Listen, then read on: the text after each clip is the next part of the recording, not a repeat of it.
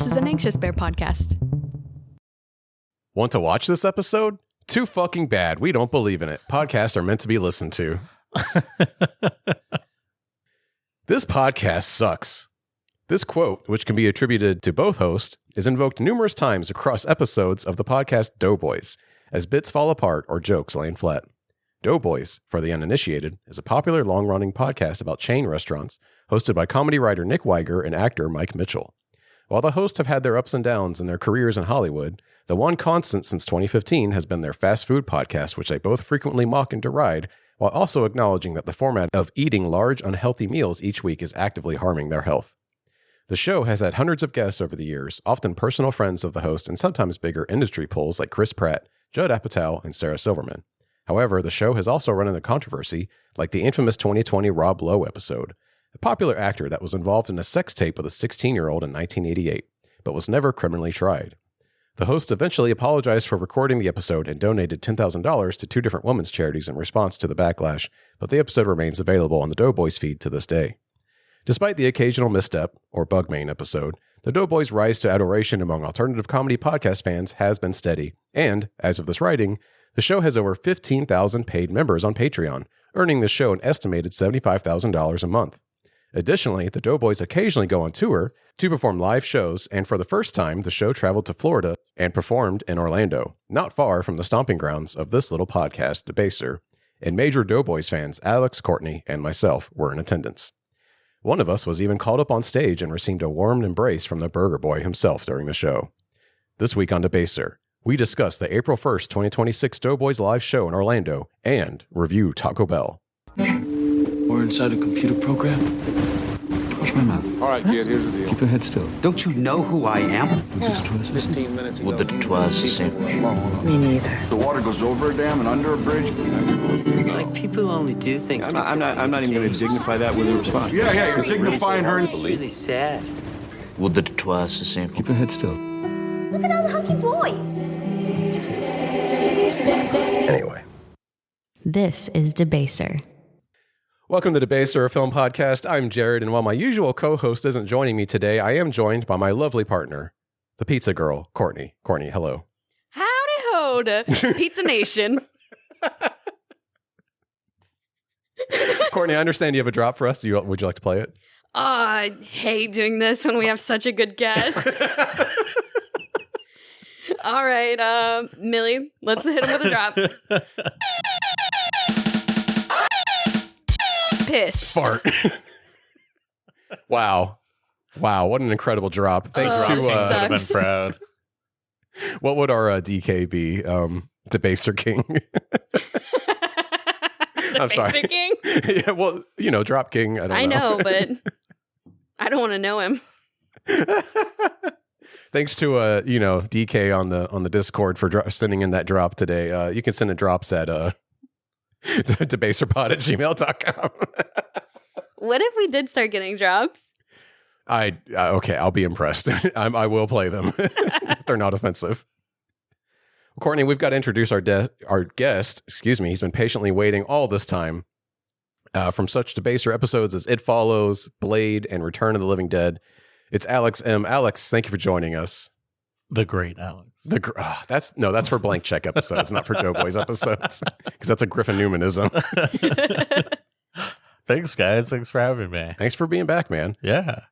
Always a pleasure to be here. So we're both riffing and critiquing or reviewing the Doughboys. And for those that don't know, I went over this in my intro, but it's a much more popular podcast than ours, but one that everyone here listens to anyway. Will doesn't listen to, so that's why he's not here today. Yeah. I just felt like we would be judged by having Will here, which we already are most of the time. So I just thought we'd take the pressure off him. And true to Mitch style, he would just be on his phone the whole time we were talking about this anyway, so it's fine. Checking the score of the Celtics.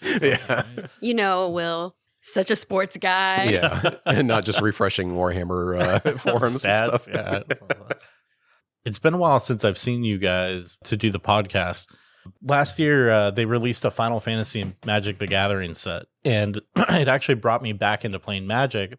And so I've had a couple of times where Will's TO'd a 40K tournament, and I've driven out to hang out with him while he does it. And last year, he was TOing a tournament, and I came out, and I had the most fun playing Magic with Will that I've ever had. Oh, wow. And it was so funny, because when I showed up, I felt like he was pissed off at me, but I think he was overwhelmed with everything that was going on. That's and probably so what he it and was. I've been he there. and I sat down and started playing, and this random 20-year-old kid sat down, like probably an hour into us playing, and he sat there till the place closed with us, and me and Will just took turns kicking the shit out of this kid. There was some random friend of Will's that showed up, and it was literally just like, I felt like me and Will using this guy as like a ramp to dunk on the other person as we were like playing this game. But yeah, Will, you're missed, and we love you, buddy. Yeah, get well soon, dude. Yeah, get well soon.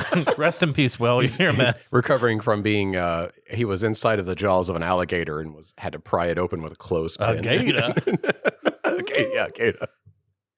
And yeah, true to form too. If we do have you on another episode with Will and you guys talk magic, If we do, I'll just go on my that phone. sounds fucking. I'll go foreboding. nonverbal because that's every time we're hanging out with friends and they start playing magic. I'm like, well, it's time for me to leave. That's my cue to go. Actually, the conversation that I wanted to talk to him about is actually about a video game that he and I were both playing, and I'm curious if he finished it yet and what he thought.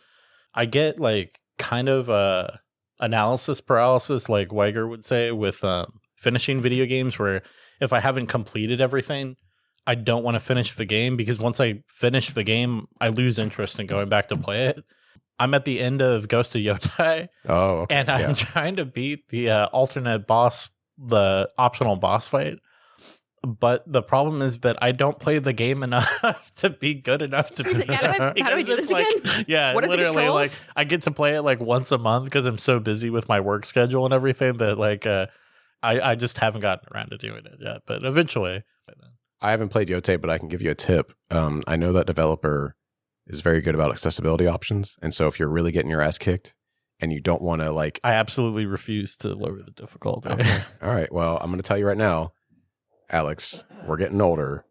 We don't have the time to put in to quote get good, as the kids say, and so sometimes you need to lower that difficulty slider. You know, and there's no shame in it. So most of the games, it sounds like he's talking to himself here. I This do. is I something am. I absolutely. I have to have this refuse. conversation I with don't know. myself. That's can't. coming from a place of experience. I can't. I just have like a weird thing, a completionist. Yeah, it's pride. If it was you have like to swallow it. Yeah. well, I mean, it's an alternate, so it's supposed to be difficult. If I wanted to just beat the I game know. because I was struggling with the game, I would just go beat the game. But Yeah. I really want to just feel like I accomplished something. The older I get, the less time I have to play video games, and I like to play video games to just simply enjoy my time, not to be challenged more and more. And when I play a video game like a Souls-like, especially, that's like just kicking my ass, I have to accept that like I'm just going to move on if it's not going to let me beat it, because I don't have time to practice at it every day and get better, because it's like my reflexes aren't what they used to be. My playtime isn't what it used to be, and it's like I just need to accept that like I'm here to have fun and then leave. So like I need the game to respect me. Yeah, as but well, I also you know? feel like that's good advice in everything, like in Oh, life, for sure, yeah. relationships, like, yeah. like in work, a lot of things. So yeah, if you're not having a good time, and it doesn't seem like it's worth it, stop beating your head against the ground. And Yeah, that's why or the like wall. I dip on so many video games now, because it's like, oh, this game wants me to spend 80 hours grinding at something that is not fulfilling, and I'm just ready to walk out. Like I love open world games because they're typically they're just not as hard, I guess is what I'm trying to say, because there's just more to explore and do and see than it is to like throw yourself against a boss over and over and over until you get good enough to beat it. And that's why I like just exploring open world games, because I can kind of just shut off, listen to a podcast and just kind of tune out while I'm just exploring and doing whatever. Actually, to pivot, I loved Elden Ring, and I listened to a lot of Doughboys while playing Elden Ring. Yeah. Like Elden Ring's one of love those to things that grind does something both, out, where yeah. you are exploring a big open world, but also you're fighting, some of the toughest battles you'll ever have, in a video game, essentially. Yeah, but I find that the grinding part, like I would just put on a podcast, as we'll probably get into too. I listened to a lot of High and Mighty while I was playing that game. Mhm. I finished the 8-hour episode actually Oh, while rip, wow. man. to get us a little more on topic. I was wondering like what your guys' experience was with Doughboys how you found the podcast, like just your experience with it. If there's anything that stood out over the years, like specific memories that you had of the podcast when you were like doing something. Kourtney, you want to go first? No, actually, because I think Okay. mine piggybacks off of yours. Okay. Yeah. I got into Doughboys in, I think it was 2019 because it was pre-pandemic. And it was because of a meme I saw on Twitter. Really? by HelloFresh? No, Hello Colin, who Blue Apron? Colin, what's his last name? Crawford? Yeah. Yeah, he wrote Strip Law, and he's been on Doughboys to promote Strip Law. It's a really good animated show on Netflix. I highly recommend it. There's only one season out, but it's really funny. But he's like a famous like Twitter poster. One of his most famous tweets of all time, and this was before Elon bought it, so obviously I'm not on Twitter anymore. The good times. The good times, yeah. But his most famous tweet is, me and my friends would have killed E.T. with hammers, that's for sure. And then his second most famous one is Billy Dinner. And it's the one where it's like, have you ever like spent the night at a friend's house when you were a kid and you wake up and their parents are eating some weird meal that you've never heard of called Billy Dinner and it's just spaghetti? Cullen, one of the greatest posters of all time, but he posted a meme and it was like a couple in the stands at a sports game, and it's like this big jock guy like clearly yelling a lot of information to this girl, like this blonde girl who looks wholly uninterested. Johnny Silver. It's a wrestling meme. They're wrestlers. It's not that one, but it looks it's just the like real it. version It's of a it. different one. Okay. Yeah, they might be mimicking it actually in this one, but it's the guy in the text. The guy is explaining like Doughboys. He's like, so one guy is the Spoon Man and the other one's the Burger Boy, and they fight all the time and they review fast food restaurants, and he's like explaining the Doughboys lore. And I like was so curious what the meme was about, and I was like, well, I like this guy, so like I should look into whatever this is. And I found out through the comments that it was this Doughboys podcast, and so I started listening to it because I was really into podcasts already by then. Yeah. What And, year do you recall? It was like 2018 or 2019 because it was like right before the pandemic. Because I remember when the pandemic happened and they had to start like pivoting and stuff and doing different things. Yeah. But that's like the mark of delineation for like so many things in my life now. I'm sure everyone else is too, honestly. And then I think I joined the Patreon around that time too. And because I think I ended up unsubscribing during the pandemic because I lost my job and had to, I canceled so many subscriptions around that time because of that, obviously. I think you got into it around then because of me, right? Yeah, because of you. You were just listening to it all the time, Mhm. and this was pre our daughter, so you'd just be playing a video game in the other room and just have it out like playing, out loud, and I would just listen. But then I remember our first episode, we were like painting the bathroom, and we just kept listening to Doughboys episodes. That's right. And I was like, this is really funny. Yeah. So you kind of got ingrained with it by proxy because of me playing it. Yeah. So I just started picking it up and listening to it. And by the time you had unsubscribed from the Patreon, then I was like, we can't go without this. This is like my favorite podcast. So then we resubscribed. I resubscribed. But yeah, no, I just got on it because of Jared, and I would say it's just so funny and good, and it quickly became my favorite. I was at the time listening to just much nicer podcast things that were focusing on like asking and answering questions, and but they were like and comedy like, focused, but just without the snark and maybe and I liked how this one mean-spiritedness. was kind of I liked how these guys were fit kind of more my style of comedy, where they were a little mean to each other and just crass and not even edgy, just kind of crass. Just, and, it just reminds you of like, it felt more realistic, like the people that we know growing up and stuff. Like you really are hanging out with a friend. Yeah. Alex, what about you? So, I never really got that much into podcasts until I moved to Orlando. So, what essentially my younger brother listened to Comedy Bang Bang. He was a really big comedy. I love. Okay, hold on. That was big for us too. Love Comedy Bang Bang. I've been listening to Comedy Bang Bang longer than I realized what podcasts were. Did you guys ever hear the Cake Boss? Like Cake Boss. Cake Boss. When he gets possessed by Cake Boss. Sorry, this is only for us. I apologize to listeners. H.R. Geiger possesses Yes. Geiger episode. Paul F. Tompkins H.R. Geiger is so good. Yeah. So my brother got me onto those episodes from it, and I started listening to podcasts with him, and he would send me stuff.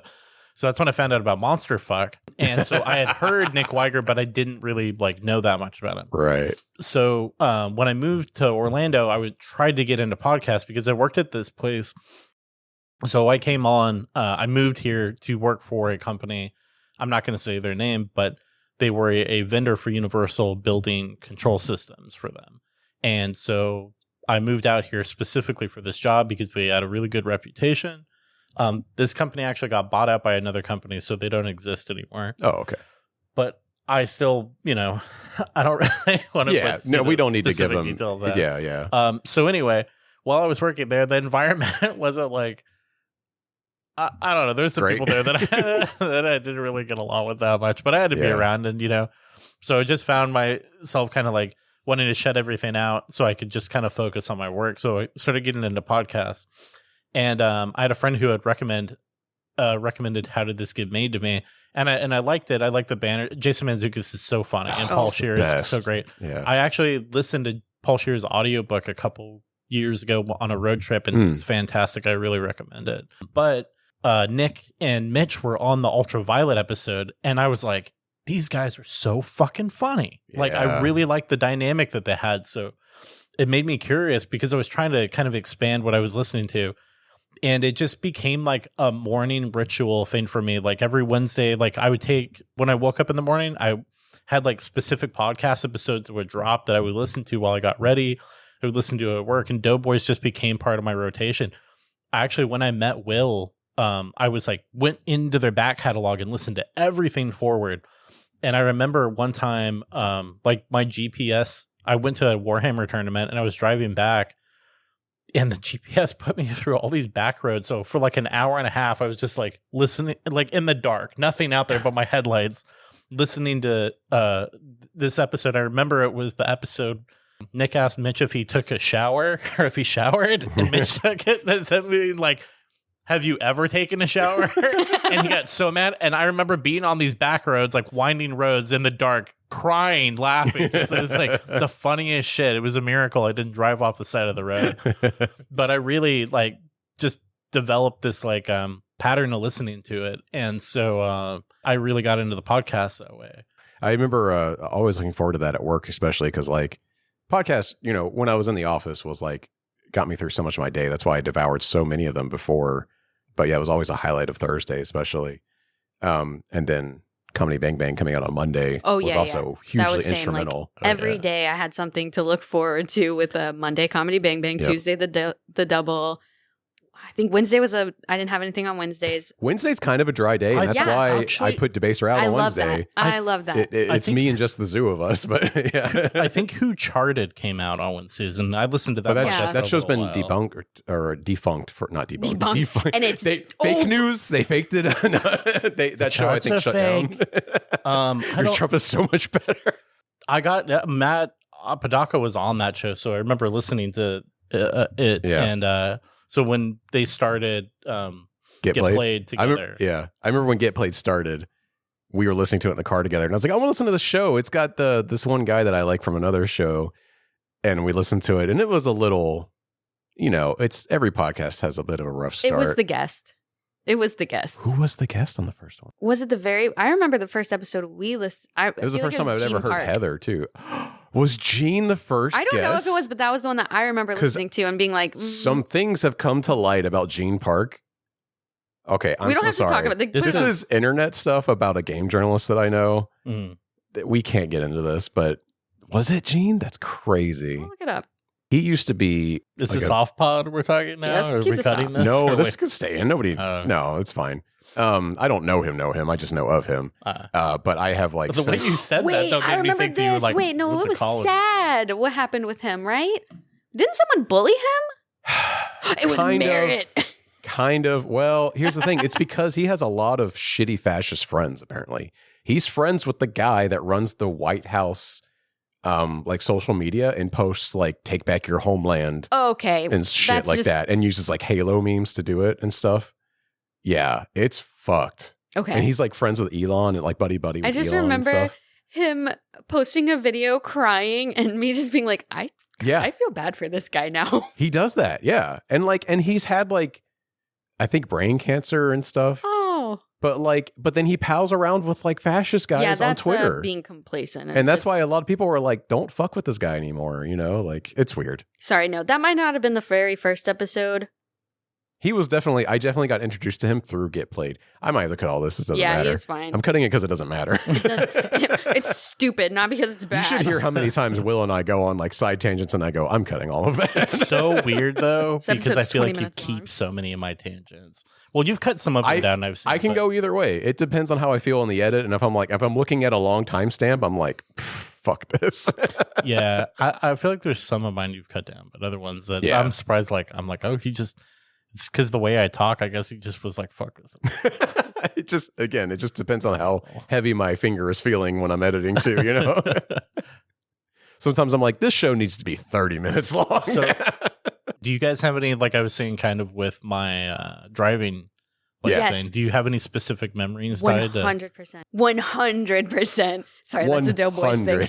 I actually, during the pandemic... $30. He's done During that in a the while. pandemic, I picked up roller skating. I think a lot of people did. But I would just put on Doughboys and just roller skate everywhere around this neighborhood. Like, I would go into undeveloped neighborhoods that are now developed and just wreck those little newly paved streets in my little skates. And I remember very vividly listening to the COVID episode where Mitch goes on like a bar pizza tour. Oh, And yeah. like, I just remember having such a good time listening to him and like literally his friend talk about eating pizzas on top of their cars because it was during COVID and they couldn't really go into restaurants, but they wanted to hang out and stuff and eat pizza. That stretch where they did stuff from grocery stores was so good. Yeah, it was good. I kind of hope they pivot to that to get away from the fast food thing and they do something like that permanently. Honestly, yeah, when they did the frozen pizzas during COVID, Yeah. dude, I was in China during that. I was there working, China. and I was like, I haven't had a Tombstone pizza in fucking forever. And then you just since want I got nothing back- more, right? Yeah. And they just reminded me, like, it just took me back to my childhood and like coming home and making a fucking Tombstone pizza. And I get them at least once a month now. They're not great, but they're But like, sometimes you're like, I don't want to do anything else. It'll be in the oven in 15 minutes. I'll have a decent enough pizza, you know, like it's good. Doughboys has very often influenced what we've had for dinner that night. Yeah. Even if it's something that we don't really like, and then we'll listen to the episode and we'll be like, all right, maybe we should try this, you know? Yeah, Yes. it's funny for me because like my experience has been a little bit of nostalgia too because Nick is from SoCal and so am I. So it kind of like there's a lot of things You're that he also a talked SoCal about. surfer, dude? Yeah, I was gonna tell him that, but I got a little nervous. Yeah, so there's some stuff he talks about like an affection for Del Taco and In-N-Out Burger and how In-N-Out Burger is really good for the price and everything. Yeah. That I'm kind of like, yeah. I mean, I just went back to Los Angeles recently, and the first thing I did when I got there was I cried into a double-double. Oh, that's what you gotta do. Yeah, it was fucking great. So it kind of gave me like a little bit of a piece away from home, especially during that time that I was in China. But we'll get China. We'll get to that. I'll get to that a little bit later. So yeah, and you know, thinking about it, it's kind of interesting because you know, Will may have been kind of like the introduction to us meeting, but I feel like we probably wouldn't have become friends if it wasn't for Doughboys. Because I remember Will showing up. We're lame. No, because we both love to Will joke about creme. Will showed up to a birthday party of mine wearing the Debaser shirt, and I was like, "What? Why do you have the Sorcerer logo on that but a microphone?" He's like, "Oh, it's this podcast that me and my friend started. I don't really know the movie or something, you know." What? I mean, he gave me some like comment that made me seem like disinterested in it, like, oh, and just knowing like Will's kind of, I love Will to death, but I feel like he's like contrarian about some shit. So I was like, I don't really want to listen to his opinion about movies. And then like you guys covered some movie that I was like, okay, let me give this fucking. It's been a while since I've hung out with Will, you know, and I want to hear him bitch about something. So I gave it a listen, and I was just like the dulcet tones of Jared and him talking about Doughboys, making little Doughboys cracks. So I was like, this is my guy. It's fucking like, and it's funny because I feel like if we had met before Will and I had met, we probably would have become friends. Like Will, actually, I feel like kind of inserted a friendship into my relationship with him. The way I met him was there's this dipshit that we knew in our 40K circle that was like, I'm going to have this tournament at his house. And then his wife wouldn't let him. So he put it in the park adjacent to his house. We all had to like move all his shit. And I played Will for the first game and I had seen him 2 other times, but we didn't like interact. So this is my first time like interacting with him. And he was like, you seem cool. You and I are going to be friends. He literally told me like, oh, you like the same stuff I do. You and I are going to be friends. And we had a mutual friend, Richard, and Richard got along with him. So I kind of like ended up kind of like in that circle with Will and just over time becoming, you know, friends and interacting with him more. But I didn't like, we talked about movies and some stuff, but like if the first thing I had known about Will when I met him was that he didn't like Evil Dead, I would have been like, fuck this guy. I'm so glad that I found my way to you guys because you've been such great people. And this like podcast has meant so much to us and really forged this friendship, I feel like, too. Yeah. Oh, Alex. Yeah. That's so sweet, especially because canonically we don't know each other. This is our first time meeting. Yeah. Oh, is this the first time you've ever been on Debaser together? Yes. Yeah, Oh, wow. I wanted to talk about that too. It's pretty funny because I know that your dad is Vegeta, but we've never talked. My dad is Vegeta. My neighbor is my mom, and I'm half Super Saiyan. This is a deep cut going back. I was going to say. This is the first time for people listening. Yeah. Yeah. You told a story about a neighbor that you had that used to role play this. We would play this, and then I started to be like, but you do know this is fake. Right? And she was like giving vibes that it was real to her. All right, well, I'm going to like go and home. This bitch had a baby and was like, my daughter. Named it Kourtney and I'm like, after my original Vegeta child. It's like, I gotta go, dude. No, like that was actually yeah, I think I hadn't met you yet when I listened to that episode, and I was just like, wow, Jared's wife's awesome. She's so funny. And then getting to hang out with you and talk and everything, like, Thank you, Alex. was it the end of last year? We all went to Universal. I got to take you guys. Was it like the beginning of this year? It was the end of last year. Was it end of last year? We did Oh, okay. Grinchmas. Oh, yeah, wow. we did Yep. Grinchmas. Yeah. Hell yeah. I've taken, a decent amount of people to the parks these days. Her But cat I in a feel hat like that we got getting there to is take crazy. you guys and your daughter for her first time was a That really was fun very experience. special. Like, Dude, Oh my she had gosh. such a good time. And the cat in the hats that we got there, like, are still her favorite toys. oh yeah. Awesome. Oh my God. Oh my God, she loves. It's right on top of her toy bin right there, too, in the corner, if you see it. Nice. So yeah, this whole thing, the way it came together was kind of funny because like I would never have suspected they would come to Florida. I think especially because of the politics of Florida that I thought Yeah. maybe they would kind of steer away from. But Well, I think they've openly joked about that, about how they're like, yeah, why would we go there now? It's insane. No one's vaccinated and stuff. Yeah. yeah. So I guess, do you guys just want to talk about how this whole thing came up?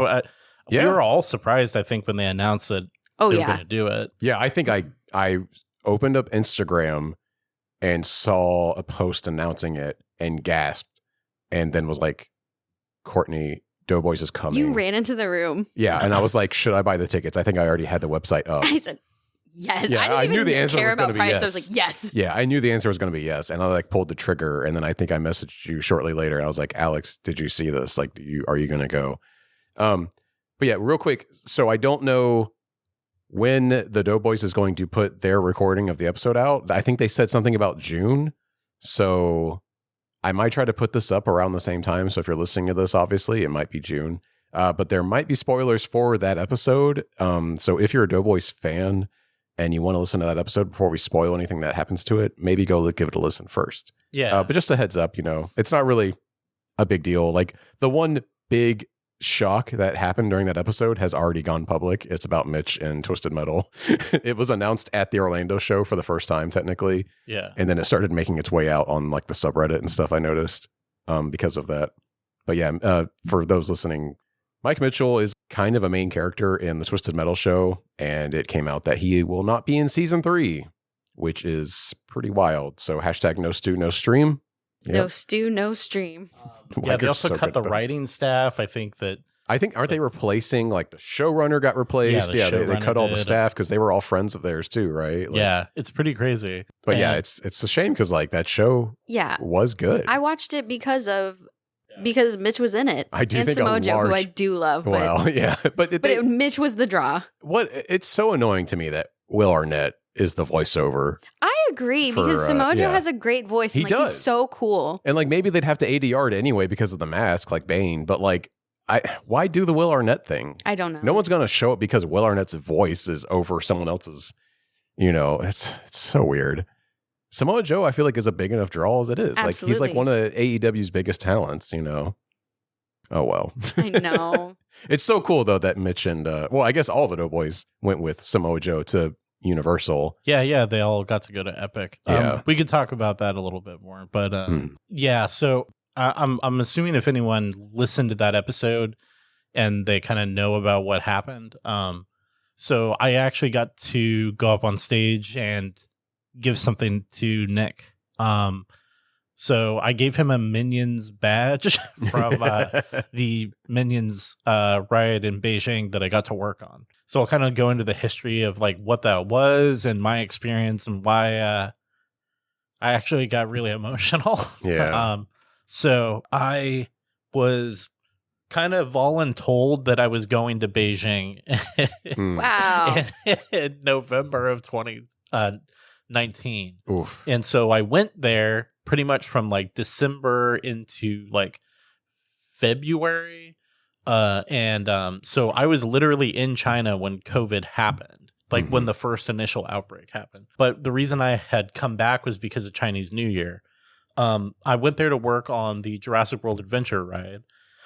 And so everyone pretty much left to go on holiday for Chinese New Year. They sent me back. Then it turned out COVID really blew up into something. When I was over there, they were already kind of scanning people when we left the airport. People were like, oh, it's going to be like bird flu. It's just going to roll over. We had like no idea it was going to be this thing, this big, such a big deal, you know? And so I came back. I just watched this thing blow up. And I thought, oh, wow, you know, like I really missed it. And the company I worked for came to me. They were essentially like, hey, yeah, so they're still going full steam on this park. Like they're not stopping just because of COVID. The Chinese government wants this thing finished. So we're going to send people. Universal chartered a flight and they're going to send people over, but you have to do quarantine to go. And so I was asked if I wanted to go on the quarantine flight. And I wanted to finish the project because I actually have a family member who worked on the original Jurassic Park ride. So I thought it seemed like a really cool legacy thing to be able to work on that next attraction. So I said, yeah. I flew over with a group of people, Universal Cinemas. The Chinese government, we had to do like 2 months of quarantine before. So funny thing about that, you guys can interrupt and ask questions. No, I'm enthralled. I'm sorry. So the thing that was really funny is like they told me you'll be gone for 3 months. So I had like renewed the lease on my house, and the lease renewed the day after I was scheduled to leave. So pretty much from April of 2020 to May, I was working from home.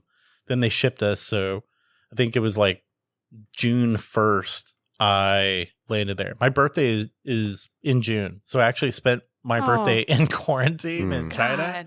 It was funny because they were like, what do you want to eat for your birthday? And I didn't know anything that was there. And I had a friend who took me to Chinese KFC when I was there previously. And he was like all up my ass about going to Chinese KFC. And when I ate it, I was like, wow, I never thought I'd have to go halfway across the world to eat KFC that wouldn't give me diarrhea. It's actually pretty decent. So I asked him to give me KFC for my birthday, which I'm sure they were like, oh, this fucking fat American. They just kind of rolled their eyes like, of course. They should have known I was a Doughboys fan. So what ended up happening though was like I didn't have any money because I couldn't go to the bank. There was like just like a weird kind of situation, and I'm sure that I could have figured it out, but I didn't want to be a problem, you know, or anything. So they'd given us water and a bunch of stuff, and I was reserving it. I didn't want to eat the food they were giving us in the quarantine because I just like, you know, it was fine, but I just like wasn't really like feeling it. And a lot of it, just kind of eating similar stuff like day in, day out, you just like kind of get tired of it. Yeah, I knew someone who went to China right at COVID, and they were quarantined for quite a while because they got COVID and then basically had to restart quarantine. They were posting through it, and their meals were just, rice and steamed vegetables and just stuff where it's like, I'm sure it's good, but after a while. When it's all you're eating. Yeah. Yeah. I had a coworker who worked for Universal who said, like, I'm not going to eat rice again for a while because I just was eating it every day for like every meal. And so I had like gone to Bass Pro Shop before and bought a bunch of like those like camping meals where you just like add hot water. Oh, wow. So I was consuming an absurd amount of salt. Yeah. Sodium and I was heavy. drinking like a bunch of soda and stuff too, because I was like, oh, I don't drink water. So we were supposed to be in quarantine for 14 days. And I think on the 11th day, I got a kidney stone. No! It was so severe. Fuck. I had never I've fractured my skull. I've broken my arm. I've broken some bones in my body, but this was the most painful experience. Like, I was vomiting. The pain was so intense. So this tracks with people I know that have gotten one. Yeah. Yeah. I couldn't, there was no comfortable position to sit in, like lay down. I was like standing up. So they had me like get on the phone with someone, and they were like, what are you like, tell us it. I was like, I'm in so much pain. I cannot describe, like, I can't sit on the phone with you and talk about this. So when that happened, a guy from Universal, God bless him, his name is Sean. Shout out to Sean. Took me. That was his English name. I'm not sure what his Chinese name was, but he got in a quarantine suit and he took me to the hospital. And oh man! First thing they did was try to COVID test me, and I was, vomiting and stuff, and it was just a really long night. He stuck with me the whole time, like 8 hours. Like, I was on the CT scan machine. I was vomiting. I was writhing in pain. They were like it was really fucking intense. Oh. And getting painkillers in China is like a big deal. They have to like literally prescribe you Advil. So they would not like give me anything. They literally told me they gave me a painkiller, and they had given me an anti-inflammatory. And then when they were like, oh, he's still actually in pain. Okay. So then they prescribed me a painkiller. And so I got asked by the company that I worked for if I wanted to come back, but I had already gone through so much, and they were essentially like, yeah, so when we go to finish, as long as you're still testing negative, they'll still let you go, even though technically you broke quarantine to go to the hospital, but they maintained the precautions. Mm-hmm. So luckily, when we went to do that, I temperature scanned correctly and everything. And so they went out, and then we stayed at a hotel in Beijing for about a week, which they wanted you to quarantine before you went to the job site. So when I was out there, I essentially started working. I worked on the ride I was on, and it was a pretty hectic schedule because we were behind and everything. And just when you do installations for stuff like specifically for like controls, like you're putting kind of like your systems in, and then everyone else puts their stuff in, and then you're there on the back end to like button everything up and kind of be there to finish everything, to finish the terminations for all the stuff that has been installed and everything. So it kind of like happens in like parts. So I had finished the initial installation, and they were like, well, you're going to have to be here for a while to finish this stuff out. So let's see like what else we can get you involved in to help. So if people know me pretty well, like over the years, they know that I really hate the minions. Like, I fucking hated the minions, right? I always thought they're so annoying. I have a video where a friend of mine had mailed me a minion for my birthday, and I opened it and I just immediately dropped it in a trash can. Like, it's just always been a thing where like people would leave me minion stuff to like try to like annoy me. So when they came to me and they said, okay, we got a project for you to work on to help as a staff extension for Universal. So now I'm like working with Universal Creative. This is like, I'm like getting my foot. I'm like, all right, like, what do you guys need help with? Like the minions ride. I'm like, fuck. Like, are you kidding me? I got to work on it, and it was funny because I was actually working with a competitor of my company, working alongside Universal to help them with their installation. So it was funny because I was like still working for the company that I work for, now helping our competitor and getting to see their stuff. And like there was a lot of like secrecy, and like a lot of that stuff is like there are vendors that aren't allowed to be walked through certain areas because there's other competing vendors. It's like there's a lot of like NDAs and stuff that they have to like honor. So for me to be like in someone else's boxes, like doing this stuff, it was like really like kind of like weird. It was a really like a situation that was defined by COVID, you know? So I was getting involved with a lot of things that typically they would have just brought someone else in, but because of the needs of the project and because the availability of people, I got, you know, really involved in a lot of things. But during that time, when I worked on the Minions project, I told myself, like, I think that's around the time they were doing the grocery store stuff. And I said, if I ever get the chance to meet Nick, I'm going to give him my project badge from this. Aww. And so a couple more times I got kidney stones. I was asked if I wanted to go back. I really wanted to muscle through the whole thing. During the end of the year, as the Minions scene finished up, the company I worked for had a couple more people that came, but they still needed staff support. So here I am. I've been there since June. I'm in like October, and there's still like no end in sight. And so the other thing is they keep telling me like 1 more month. Can you stay 1 more month? I end up staying there for 14 months. Oh my gosh. And so I end up working on the How to Train Your Dragon stage experience. Meanwhile, I'm finishing up for Jurassic Park. A person that I had a relationship with that when I left, they and I had split up, and that was a whole mess to deal with. I met someone else while I was over there. Just like a lot of things in my life were changing and moving really fast. And meanwhile, I was working like 6 days a week, like 10 to 12 hour days. Sometimes I would sleep on the job site. I would go and sleep at the project management center because I had another job or a meeting that I had to be in the morning. So it was a really hectic schedule. And so it was this insane experience that I'm so fucking fortunate that I got to be involved in. Like, it's so rare for an entire park to build. It's so crazy now that they've built another park, but they weren't happening a lot. So to like, it's one thing when they open a ride, it's pretty stressful and that break-in period, but an entire theme park in another country with COVID added on, it was like such high stakes, like such a big stressful experience. But I feel like it's changed the course of my life since I've been back. It was this thing that really, like, I learned so much. I was so fortunate to be there. So it was so interesting being there with you guys, because I felt like I was kind of thinking back on everything that had happened. So during the show, it was pretty funny because when they opened, so there was a rocket that was launching. It was April Fool's Day. So Mitch decided, I guess, to tell us that the rocket failed and blew up. Well, they kind of gave up on doing the joke, but it did get Weiger to talk about the dog. Don't. Okay. I don't remember the dog's name, but yeah, the dog that the Soviets launched into space.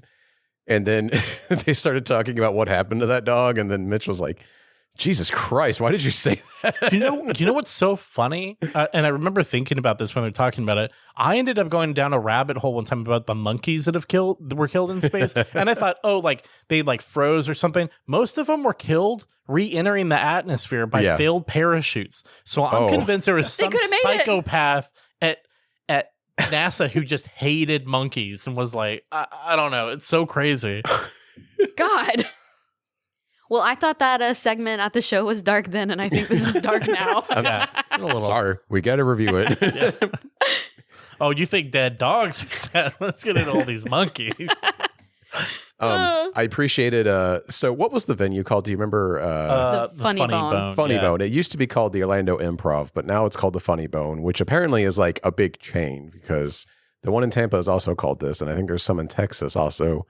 But anyway, the venue was nice. I've never been there before, but they took us into like a back room, and it filled up so fast. That's the main stage room that they took us into. There's another one that's like for like a smaller one near the bar. I was gonna say we walked past a different stage like that was at the bar. That's where I was kind of expecting it to be, but that's the smaller. I've been there a couple of times. I actually saw Tom Segura in that room years ago before he was a Rogan's Fury. And I've seen someone else there too. I've been there a couple of times. It's actually right by my house, so I was super happy. I was gonna say, don't dox yourself, but yeah, it's I know you're pretty close to it. Yeah. I've been to the theater that it's next to is our nearest 4DX theater, so it's where I've seen all my Which 4DX means it's movies. my nearest 4DX. Well, yeah. So there was a little bit of an intro where they play like a little video from the venue about like, don't talk during the show, don't get on your phone, blah, blah, blah. And I guess Weiger was expecting to go on stage a little sooner. And so he's like about to run up on stage as this is happening. And I wasn't positive it was him, but later I definitely realized it was him.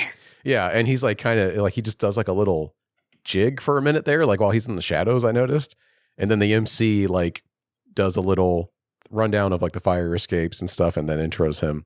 And then Weiger runs up stage and later was like, I'm so sorry if you saw me dancing off stage. I didn't realize they weren't ready for me yet, and I didn't know what the routine is for this place. Yeah. Didn't you ran into Emma in the bathroom on Oh yeah. Or on the way to it. I passed her and it was like seeing a celebrity. I was like, Yeah. No, I did. I passed Emma and Amelia. Yeah. Yeah. Amelia was investigating the toilet in the bathroom. No. It was on the way back. I actually ran into her. So I had been exchanging emails with someone because I had told them about. I actually reached out to the Discord and I asked like someone, "Hey, how do I get a hold of them?" There's a really nice woman who helped me out and got me in touch with the email to contact them. So I had an email exchange, but I don't know who I was talking to. If it was, Weiger, if he already knew what was going on, or I think it was Emma. I think Emma handles a lot of that. Yeah. Yeah, I thought so, but it seemed like he maybe kind of knew ahead of time. Oh, she probably prepped him. Yeah. In the email, I said like because I had sent them they said like send us the question you want to ask because I'm sure that they get people that are just like making jokes at their expense. They inside jokes about stuff that they don't want to be asked. So I had submitted a question. I was really nervous about it, and I had sent it to Jared like a couple of times. Like, is this okay? Because honestly, like once I found out once I found out Gabrus was there, I like got really nervous. I was gonna say, we didn't even talk about I was just Jonathan prepping. Gabrus. We got to get to the guests though too. Yeah. So and I've heard live shows with them where he's like kind of like jumped on people a little bit and like he'll be a little aggro, but like to like get people to shut up. Everyone here stands Gabrus. We love him so much. I'm always excited when he's a guest on an episode, and I'm actually I just gifted you guys a subscription to Action Boys because I'm such a big fan of him, and there's so many family stories that he tells that are so funny. I just think he's such a funny dude. I love Gabrus. So when I found out he was going to be there, I got worried that he would like roast me or something, like really severely. Well, yeah. Actually, I almost had it in my intro, the joke that he gets off to you as soon as you get up there. Where he's like, I feel like I should show you my ID. So I was like, oh no. And I wondered if they had like, because I said to them, I said like, oh, I want to keep it short. Like, I don't want to make Gabrus upset or something. So I wonder if they had like mentioned to him like, oh, there's this guy who's going to do this and don't give him too much shit, or if they had like said something about it, or maybe you should give him some shit. So I was kind of curious about that. Yeah. No, Gabrus, I think the one or two episodes that we're thinking of in particular, their crowd was probably a lot insane. More rowdy because they've mentioned how the crowds have been really drunk at some of their shows. And I don't think Orlando had that vibe. I didn't get that impression. I feel like people were a little drunk. But they were drunk, but not a couple, but it wasn't like a problem kind of thing, like where people were like heckling and they had to be like, okay, chill. I mean, people have tried to come on stage at the shows. And before. Emma's had to like play bodyguard a little bit apparently. Yeah, and that's why they don't do like meet and greets apparently too, and also because they keep getting COVID. Because they like straight up have talked about, because they were on tour. We should mention this, but they were on tour when COVID was happening. And I remember Weiger found out that the NBA shut down, and that was kind of like when shit got real. Mm-hmm. Oh yeah. And also Tom Hanks got COVID, and that's when people started being like, oh fuck. And they were like on stage when it happened, and Weiger was like, oh my God, the NBA got shut down. And Mitch was like, should we not be on stage right now? And Weiger's like, probably not. And then I think they did get COVID before they finished that tour too, right? I'm sure Mitch did. But yeah, they were openly joking about how they should not be on tour, and they were doing meet and greets, and they were realizing like we should all be wearing masks, we shouldn't be shaking hands. And Emma was like apparently like liberally giving them hand sanitizer, and they were like, that was not how we were going to get it either. It was everyone like talking and breathing on us, you know?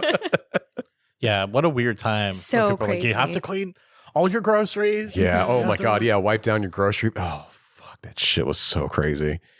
But yeah, so it was announced shortly ahead of time. How many? Maybe like a week or two before the show that Gabrus was the special guest. Yeah. Which was like definitely in my top 3 of preferred guests. Oh, he's like He's my my number one. Yeah. Tell you. I think I was holding Courtney and I out. fist bump. I think I was holding out for like We Griffin left Jared Newman or hanging. David Sims, obviously. I mean- but Gabrus is like one of the best Doughboys guests, period. And I already know him before Doughboys, like from other shows like Comedy Bang Bang and Blank Check and stuff, because he's always one of the better guests on there too. He plays Gino on Comedy Bang Bang, which is like an all-timer. But yeah, Gabrus, for listeners that don't know, is like just one of the funniest like podcast guests you can ever get. He's such a good comedian. He's on so many podcasts because he's just so good at the form, at both just like talking, telling funny stories, like roasting people. How would you describe his talents? You know, like he's just like a really funny Long Island guy that knows a lot about movies. It's so funny because if you see Gabrus and you and you hear his stories and everything, you would think that he is like this Long Island douche bro, but which such is a part of him. Yeah, so it's there, but he is the kindest, sweetest, and like so leftist and such a positive dude. I feel like, and he's had his struggles. He's got a lot of, you know, you hear him talk about stuff, and it's, you know, yeah, he's open about, you know, things he's had or done in the past. Yeah, you know, but I think that one thing I really resonated with him about is because of his stories with his brothers. There's a story that he told about his dad sending him and his brother to his room, and then his dad forgetting that they were sent to their rooms, and then his dad running up the stairs to go check on his younger brother, and his younger brother had shit on the floor in his room, and he just like looks at it, and he described it as like a paper towel's turd on the ground. And I had never laughed so fucking hard because this situation happened where my brother and I were at a friend of ours house, and my brother's like, "Where's the bathroom?" It was literally in the room adjacent to us, and we're like, "It's in the next room." He leaves and he comes back and he's just pissed his pants. Oh my God. Like, I remember my friend's mom like, scraping the carpet. Oh. This whole thing. Oh, that's so sad. It was, God. and I look back and I just feel so awful for him. Like, but I just, that for some reason, hearing that story triggered that memory of that situation. I thought it was pretty. Can I tell my favorite Gabrus family story? Please. Okay. This is so funny. I'm like retelling someone else's stories, but I heard on, I don't even think it was High and Mighty. I think it was a different podcast that on Thanksgiving one year, all of his family came over and there was a huge family fight where one of the uncles pantsed Gabrus's dad and they were like, "You don't do that." And then the cops were called. I've heard this story before. It's my favorite. God, there's so many good ones. His lifeguard stories are all really great. Oh my God. His impersonation, he's got a reoccurring character on Comedy Bang Bang it's really good too. He had a TV show called like 100 Places to Party Before You Die. Yeah. That was a really good show. So Him and fun. Hallie, So who now have a podcast together. Yes, right. they do. Staying alive. Yeah. And he's such a sweet dude and such a cool guy. I hope that he listens to this episode. That would be a dream if, you know, he heard us talk about how cool we think he is. The amount of hours of podcasting that he puts Yeah, out, I don't think he listens We'll to clip any. it. Well, I hope We'll clip someone it. tells him. Yeah. Clip it and send it. Clip it. So we were all pretty stoked about that. It was so as they got into the episode, Mitch accidentally. So during this time, there's a story called The Zodiac, the Zodiac, which is a play on Zodiac. Yeah, and so they have a thing called March Madness, which Munch Madness. yeah, Munch Madness. So there's this competition between restaurants that they always do. It's like a tournament arc where they do like themed menu items or restaurants. Or one time they did everything on the McDonald's menu and ranked it. And yeah. Taco Bell. And, Which is funny and because Taco they've Bell, never too. done like a full McDonald's episode. They refuse to That's do what it. they always. They say the dream guest is Trump. They're gonna the last That's episode their of last Doughboys. episode. They're gonna review McDonald's as a whole with Trump. Yeah, that's the last episode. They keep saying, but yeah, so they do everything but like review McDonald's, which is so funny. It's every year they've always been like, this is our last year.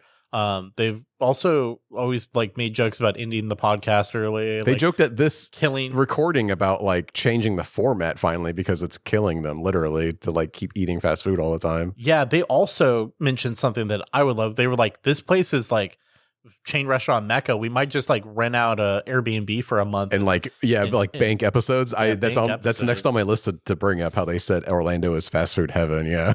But during this, so there's a guy named Evan Susser. Evan Susser, surprisingly, I don't know if you guys know this, wrote the script for the Minion Mayhem, the like laser tag ride that they have. I had no idea. At Universal. He's written. I know he's like a script writer for a lot of movies. Like, yeah, sometimes it's not TV always the writing shooting show. script. So like I wonder in Sonic, if Nick was like, check out my fucking bed. I would love. Oh yeah, I was bragging about that.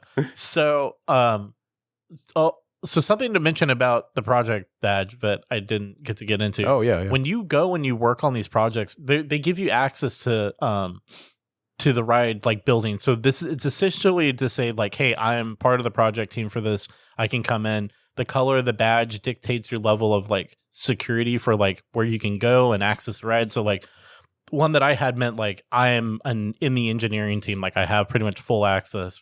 So when you finish a project, they collect those badges. Oh, But sometimes the projects go on for so long that the project coordinators or project managers that issued those badges leave the projects before they're done. And in my case, I was in China for so long that the girl that had issued me my badge and was in charge of collecting them had left. So I kept all my project badges. Sick. awesome. But this happens. So it's like rarer than you'd think too. I didn't Yes. realize that. So it's not like everyone that worked on it walked away with that badge. Some people when they work on these, sometimes they'll get that they're not as good about collecting them. So you can work on some of them and you'll end up right. But for it to be in China and for it to have been the situation I was in, some people were only there a couple months and had to give their badges back. So it was very like specific. It was like a perfect situation that I was in that I was able to keep my project badge. Yeah. So it meant a lot to me to be able to have that, hold on to it for so long. I have a nephew who loves Minions. I was like, fuck that. He's not gonna Nah, you won't You little appreciate This it. won't mean shit. Yeah. Fuck him. So, but it's also funny to me because now my nephew likes them and he loves to go to Universal in Hollywood. And so it's changed my appreciation for him. I love that these people love the Minions. I don't like the Minions, but I love that these people do, and I'm here for it, and I will support them. Yeah. But they're just not my thing. But, I like that. Yeah. So yeah, during the show, Mitch then explained the Twisted Metal situation, which I guess it happened in the previous episode that they had released. Well, it kind of happens off screen and they don't talk about it, or off recording because he had to take a phone call and he wouldn't say what it was, but it was announced at our show. Like that was the first time they had said it publicly. Yeah. And then at like an episode that dropped like a few weeks after that episode like happened, not was released because it's still not out technically right now. They announced it later on the show and they said, we said this in Orlando, but that episode isn't out yet. So let's just say it here. You're not going to be in season 3. Yeah. Because I remember I posted it in a comment on the subreddit because people were like, hey, I heard something about Mitch saying at the show that he's not in season 3. And I had to comment and be like, yeah, he said at the Orlando show. And people were like, fuck. Yeah. Confirm, girlies. It is not happening this time. At the Discord, yeah, they were talking about it too on the Discord. Yeah. And I'm sure the Discord's a lot hotter and more on top of it than the subreddit though, too. Probably. There's some people that are pretty regular on there. I like how we're all, by the way, each of us is in completely different Doughboys fan groups. We are. Courtney's on the Facebook. I'm on the subreddit. You're on the Discord. Yeah. Well, I only went to the Discord so I could get to find a way to try to contact. Oh, yeah. To get And that so, email address. Yeah. And I knew that It's I in knew every the drop- episode, though, Alex. Yeah. Well, the thing is, like, I went back and re-listened to one, and it was like, there's so many things that are like, this is for the drops. This is for asking these questions. And I was like, He says it so fast, too. Yeah. that I was like, what is the most direct way? So that's why I went to the Discord because I knew like Drop King and some of the people like are on there, and I like tagged them and said like, hey, I have this thing. I want to get it to Mitch. I know this is really short notice. Can you guys help me figure this out? And someone got a hold of me and they were like, email them this. I also thought by just doing it that way that it was out there publicly, so it wasn't just getting lost in the email. Like maybe someone would see it on there and get a hold of someone. Yeah. So that's why I wanted to publicly say like, hey, I'm trying to get this to them rather than just doing that. Yeah. Yeah, it's funny because I'm on a million Discords and I don't even pay attention to it that much. That's kind of how it is, because Discord is so annoying in the way that it wants to be forums, and it's so hard to track and read like that. It's not a good substitute for forums. Yeah. That's why I think subreddits are better than that, but like Reddit is, via a process of enshittification, jumping in the trash can, making it harder to use and like. Yeah, it's so obnoxious. And that trash can is going down a toilet. They did Pie in This Guy. Isn't that the name of the bit? Are you getting to the segments? So Amelia, hang on, we're not there yet. Amelia and Weiger sang some Disney at the tune. beginning. Well, that's yeah. Oh, was this before? Okay, never mind. Yeah, they started out because it was in Orlando. They sang a Adonu World. Adonu World. Forgot. I actually totally forgot that happened. Yeah. it was pretty funny. Did you want to get into the segment stuff? So I have real quick. They talked about how on the plane ride to Orlando, they were joking that Amelia looks like she could be Weiger's daughter, which I agree. She does. Amelia looks way younger than she actually is. Like, she is young, but she looks younger than she is too. And I think that a lot of that is her hair, like, covers up a lot of her and like makes her look younger. And so she saw like a 12-year-old boy coming out of the cockpit on the airplane and was like, can I do that? And they were like, sure. And she's like, wait, I think they think I'm like 14 or something. And so they bring her into the cockpit and she sits in the chair and the pilot's like telling her what everything does and gives her like the little like pin badge with like the aviation wings on it. And she's like, do you think I could be a pilot? Is it not too late? And he's like, no, it's not too late. And she's like, do I have the heart to tell him? And she's like, what, 25 or something? I don't know. Yeah. But didn't like Nick like say thanks for like doing this for my daughter? Because he's like, I'm role playing as like her dad at this point. And she's like, you don't look like my dad. And everyone else is like, I was definitely thinking, yeah, you do. Not that Nick looks old or she is that young, but like they could convincingly pull it off, I think. It's funny to me that there was a conversation there. So they talked about the Airbnb that they're all staying at. Yeah. And as like some episodes released, they talked more about the Airbnb, but there was this comment. They filmed an extra episode at it. Yeah, too. We'll talk about that because they talk about me. Oh, yes, right. they do. About me. Yes, they yeah, do. It was so fucking funny. And Nick's wearing your badge too, the whole episode. Yeah. And Mitch and I got a beef going on apparently. So anyway, but in that there's a comment that Gabrus made in passing that was like a coded word for like Amelia and I went outside to smoke pot. Like the same. It was just like it reminded me of being back in the 90s of like when my brother and my uncle used to like be at family gatherings with like go to the park or something. You know, it was code to go smoke. Cousin or something. walk maybe. Yeah, it was pretty funny. What else you got? So we didn't even talk about the restaurant that they reviewed. It was Polo Tropical. Am I saying that right? Pollo. Because they also mispronounced it. Polo Tropical. Blow up the Can mic. I get one of those Polo Tropical styles? Now, real quick for my anecdote. Can you tell it's 3 white people? I've had Pollo once before. We were driving up through Miami, coming back from the Keys, and we just happened to see it. We were really hungry, and we saw it was coming up. So we were like, oh, I've always wanted to eat there. Because there's not a lot in this area where we live. But we have heard a lot about it. So like Kourtney and I went to it, and it was fantastic. It was exactly what I was hoping it would be. And I got like some kind of frozen drink that just like, I had like a really long drive ahead of me that day. And that drink and mixed with like this like EDM radio station I found. Oh, I forgot about that. Got me so pumped for like the 8-hour drive I had ahead of me. And it was so filling and good. Anyway, the food was fantastic. So I had such a good experience, but I've only ate there once. And so I don't remember what they all got. I'm not going to review what they reviewed the food even for. Our daughter, who's a little bit of a picky eater, had like in her car seat, had like a bowl in front of her. It was just spooning rice and beans. Our like, 2-year-old like went ham on her food from there, which so made cute. it made me like it so much more too. Like would have earned an extra like, fork in my she's fork having score. such a good time back here. Yeah. Have you guys gone to El Pollo Loco? No, I haven't. In California? You might have because you've been Actually, more? no, I haven't. Because never I had- okay. feel so when I moved here, the place that I went to work had a Pollo Tropical right next to it. Nice. And so we used to go there like once a week. My old roommate would get just like a whole chicken and just house that thing. Chicken and rice. And he would just house the whole fucking chicken. That's that Yeah. Zanku. That's what I like to do at Zanku's Zanku. great. Oh, Ooh. yeah. But when I first went there, I was like, this is like a somewhat cleaner, friendlier Pollo, El Pollo Loco, yeah. but yeah. more like Caribbean flavors. And they used to Yes. do like a sauce bar. Now you specifically have to ask for the sauces at some Oh, location. yeah. But there's a curry sauce that they have that's so fucking good. But yeah, I was super stoked when I found out that they were covering I Pollo. really wanted them to do Publix, but I also understand why they didn't. Right, because right. it's such a it's a grocery store. And they ended up doing it anyway. They did it later, anyway, so everyone got what they wanted. yeah.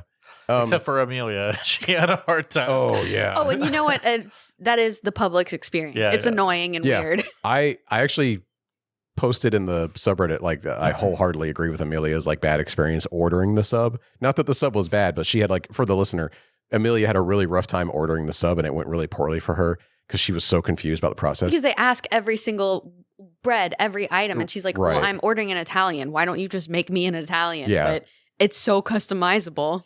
And yeah, I'm fully in agreement with Amelia and like have been in her shoes exactly.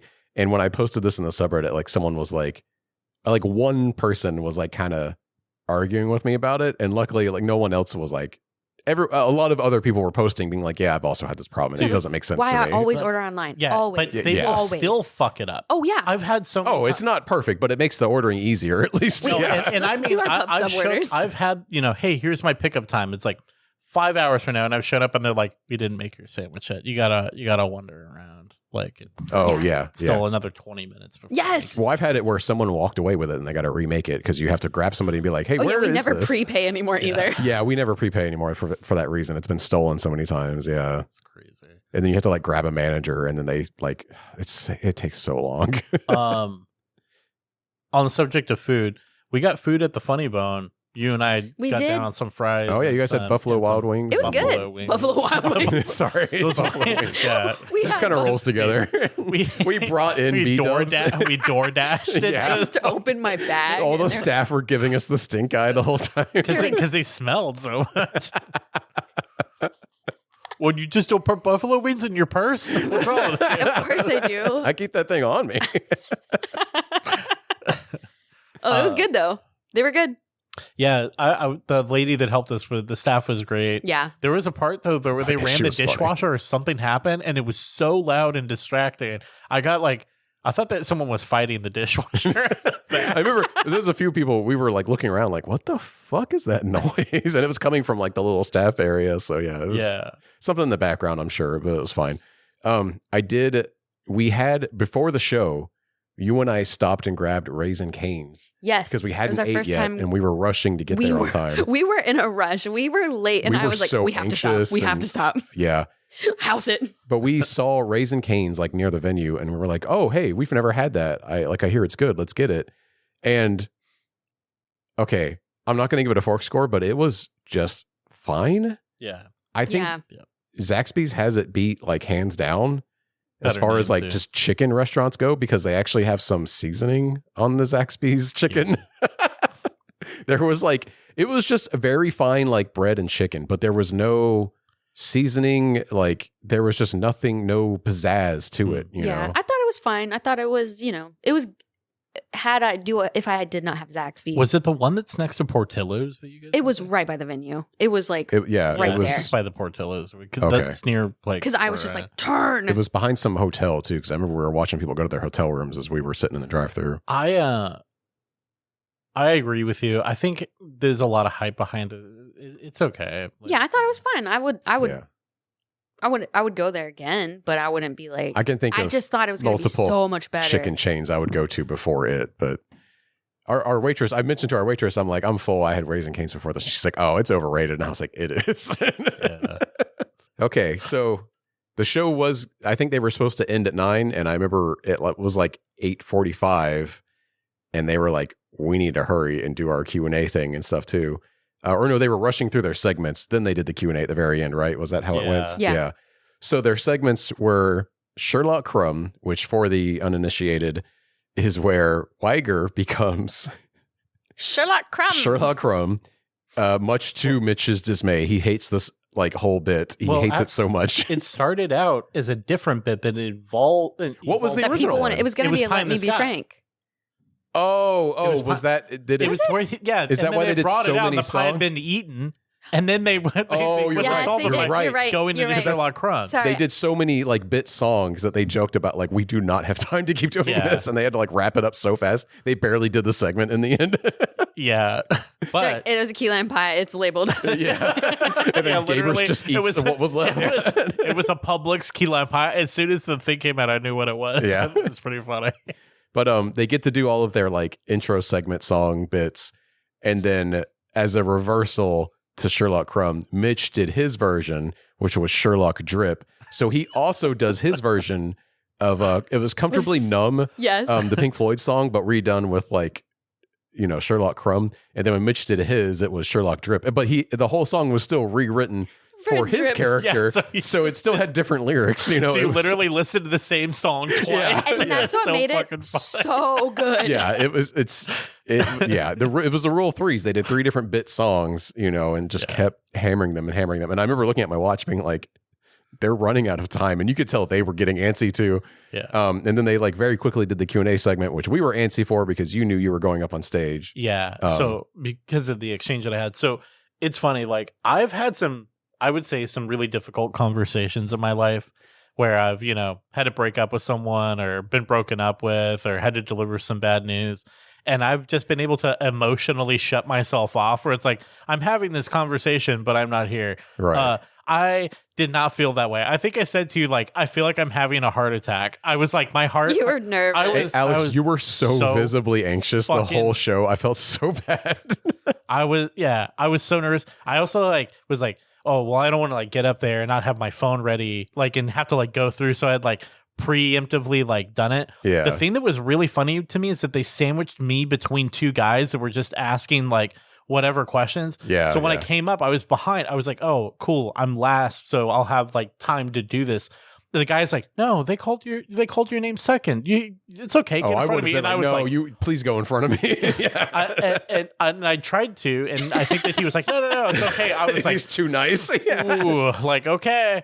So what ended up happening was I went up and I literally like, as I'm walking, like everything's coming back to me. Like because I feel like this is like a culmination of this like journey that I went on like years ago. So I just have all these memories flooding back because I feel like it's all been like leading to this moment. And I've never had anything like that happen to me before. Like maybe except for when my brother got married, I got really emotional when that happened. Like the whole time I was just like, whatever, he's getting married. I did the recital and the practice the night before. And until I walked, down into the, what's the word? When you got married? When you walked down the aisle. when I was escorting the bridesmaid. Yeah. When you went down the aisle. Yeah, when I went down the aisle. That's when I started, like, it really started to hit me what was happening. And my brother and his wife had been together. They've been together for a long time. So she's been a big part of our family. So it was really, like, really impactful. Yeah. And so it kind of was another time. For some reason, this goofy ass fucking food podcast just had this effect on me. And being, also there with these 3 people, because I felt like, well, this is my instant. If these people hate me, if they give me any kind of shit, like make fun of me, like it's gonna like stick with me forever. So I have like a parasocial thing happening, but you've also been sitting in a room for like 2 hours with like 150 other people that are all like as big of fans as you are, like enjoying these guys and just being like, there's so much pressure on me right now. Like so much is riding on this. Like they have to like me. I have to come off funny and affable, Yeah. So for people who don't know me, I have a fair amount of tattoos. I'm a little punk weirdo little boy. And you're not little. Like we're both not the tallest guys, but we are like big in stature kind of too. Yeah. And I think that's where Gabrus was going with that also. Yeah. I'm a stocky boy, which I understand, but I'm saying just like my aesthetic is more like I like more punk kind of stuff. Mm-hmm. So you are giving like alternative club bouncer kind of too is I think where he's coming from. So when I walk up, the first thing Gabrus says to me is, I feel like I need to show you my ID. Yeah. And so I thought it was funny. So that's why I think you guys saw I like motioned to him, like hand it over. Like, and so they seemed to think that was funny. And then I said, sorry, I'm nervous. And Nick replied, oh, it's okay. Just act like you're with your wrestling tag team. Yes. Yeah. And I thought that was pretty funny too. And so I think Gabrus follows it up with like, yeah, nothing like being nervous when like a bunch of guys are roasting you on stage. Yeah. So I feel like in that, I felt kind of seen by Gabrus in that moment of him being kind of like, okay, like let's like, yeah. So Which I was think you very could nice tell- of him. Yeah. Like, Gabrus is he's so good at like cooling a situation off too, which is nice. Like he's really good when he's on other podcasts about like managing everybody too. Yeah. So when Or that happened, I escalating. kind of it was funny because when I said that, actually Emma she said to me, she's like, "You're doing great. Like it's Aw. okay." Yeah. And so so I got to kind of explain everything, and I think that people like I showed the video to someone, and someone thought that my reaction was because they were laughing and like cutting me off, but that wasn't what it was. I was getting like emotionally overwhelmed. Yeah. And I think that so it was funny because I think Gabrus picked up on that. So I explained kind of the history of what happened, but I gave them a really compressed version. Yeah. And that's why I'm glad we can kind of like sit here and talk, because I'm kind of able to give the history of like everything that I went through. Like if I didn't push through, if I had just said like, fuck this, I got kidney stones, I'm out of this shit, I'm going back home, I don't want to spend, like I'm in China literally where COVID like fucking happened. Yeah. So if I hadn't done that, I would have never have had that experience, had gotten that thing. I wouldn't even still have been here in Orlando. Like that's why I felt like so many things had to happen perfectly to lead to this moment where I would be able to give this thing to this person. Yeah. So it was really overwhelming for me.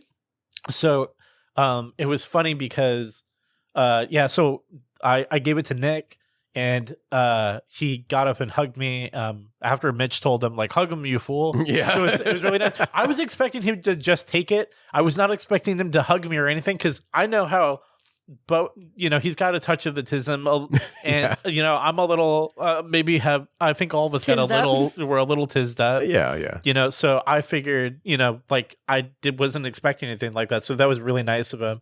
And it was funny because Gabrison said, we thought he was going to ask us for our IDs, but he showed us his ID. Yeah.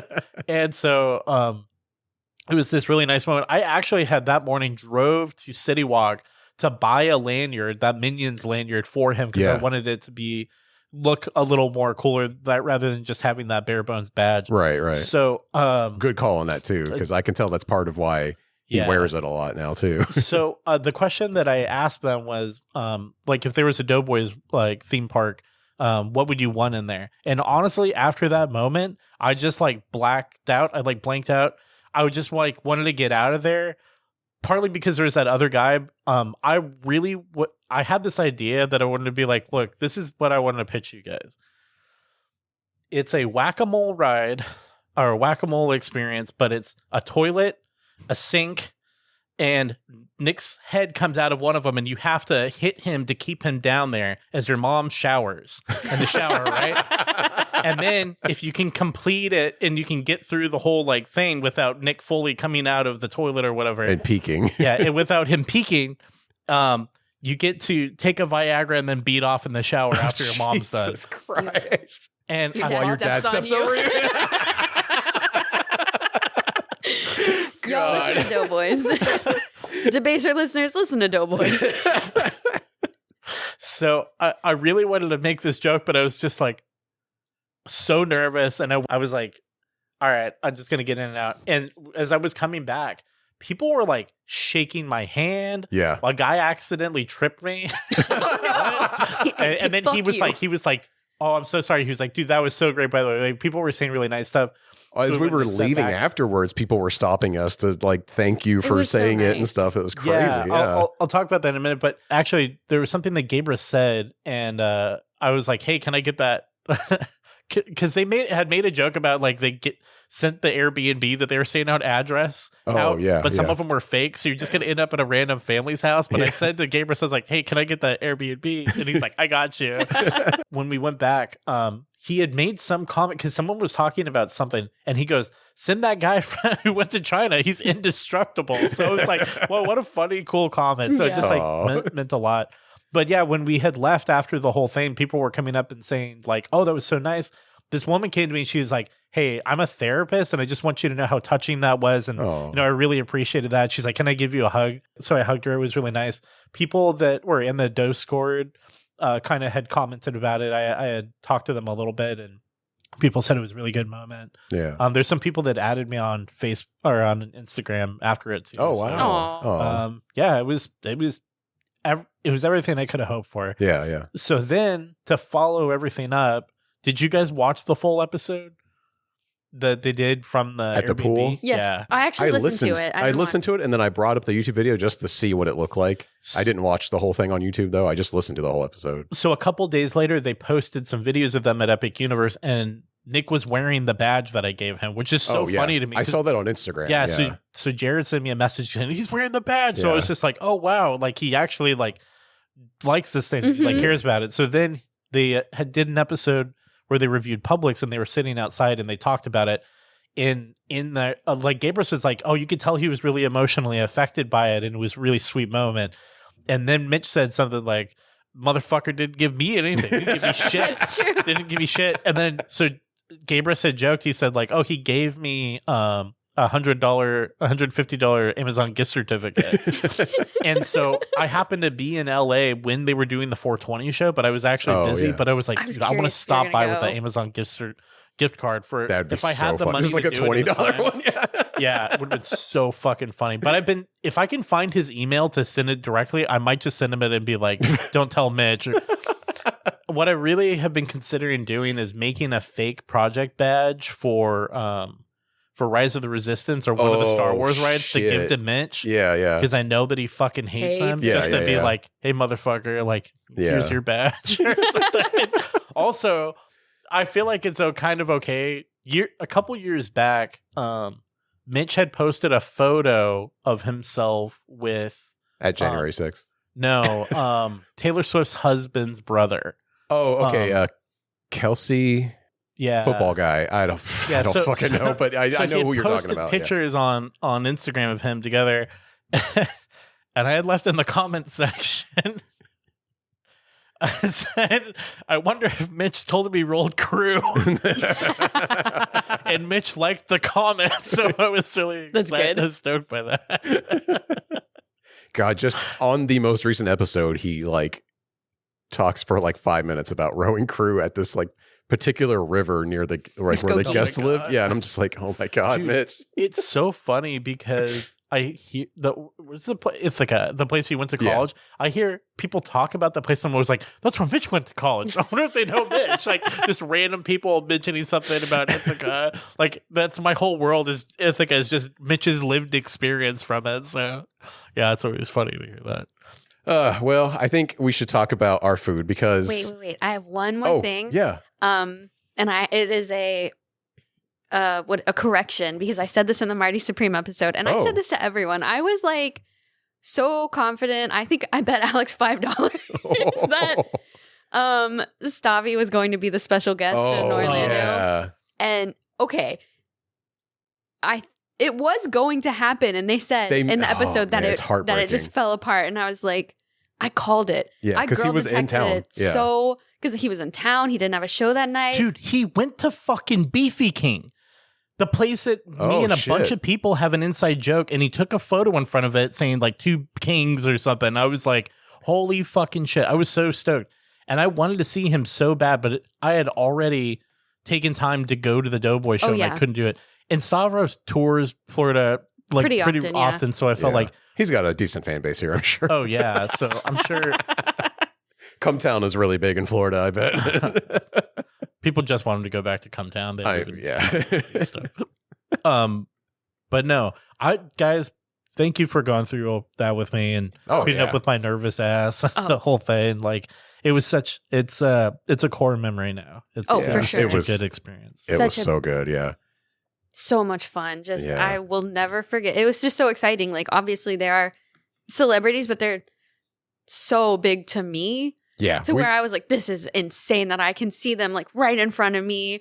Like, yeah, we've spent more time listening to them than we have like watching most actors and stuff in movies and Absolutely. TV. So like it is like, yeah, it's a parasocial thing, but like we are more familiar with them than like a lot of people. And it's kind of weird how much we know about them. Yeah. You know, and it's like that podcaster like thing. It's so strange. It's also weird to me because I feel like I've heard them talk about like, oh, people that have these parasocial relationships, like they think they're interesting and they're not that interesting, but they think that like we want to talk to them or something and we really don't. So I've always been like, oh, I don't think these guys would like really like me or something. So to like have such a positive like interaction with them really meant so much to me. Yeah.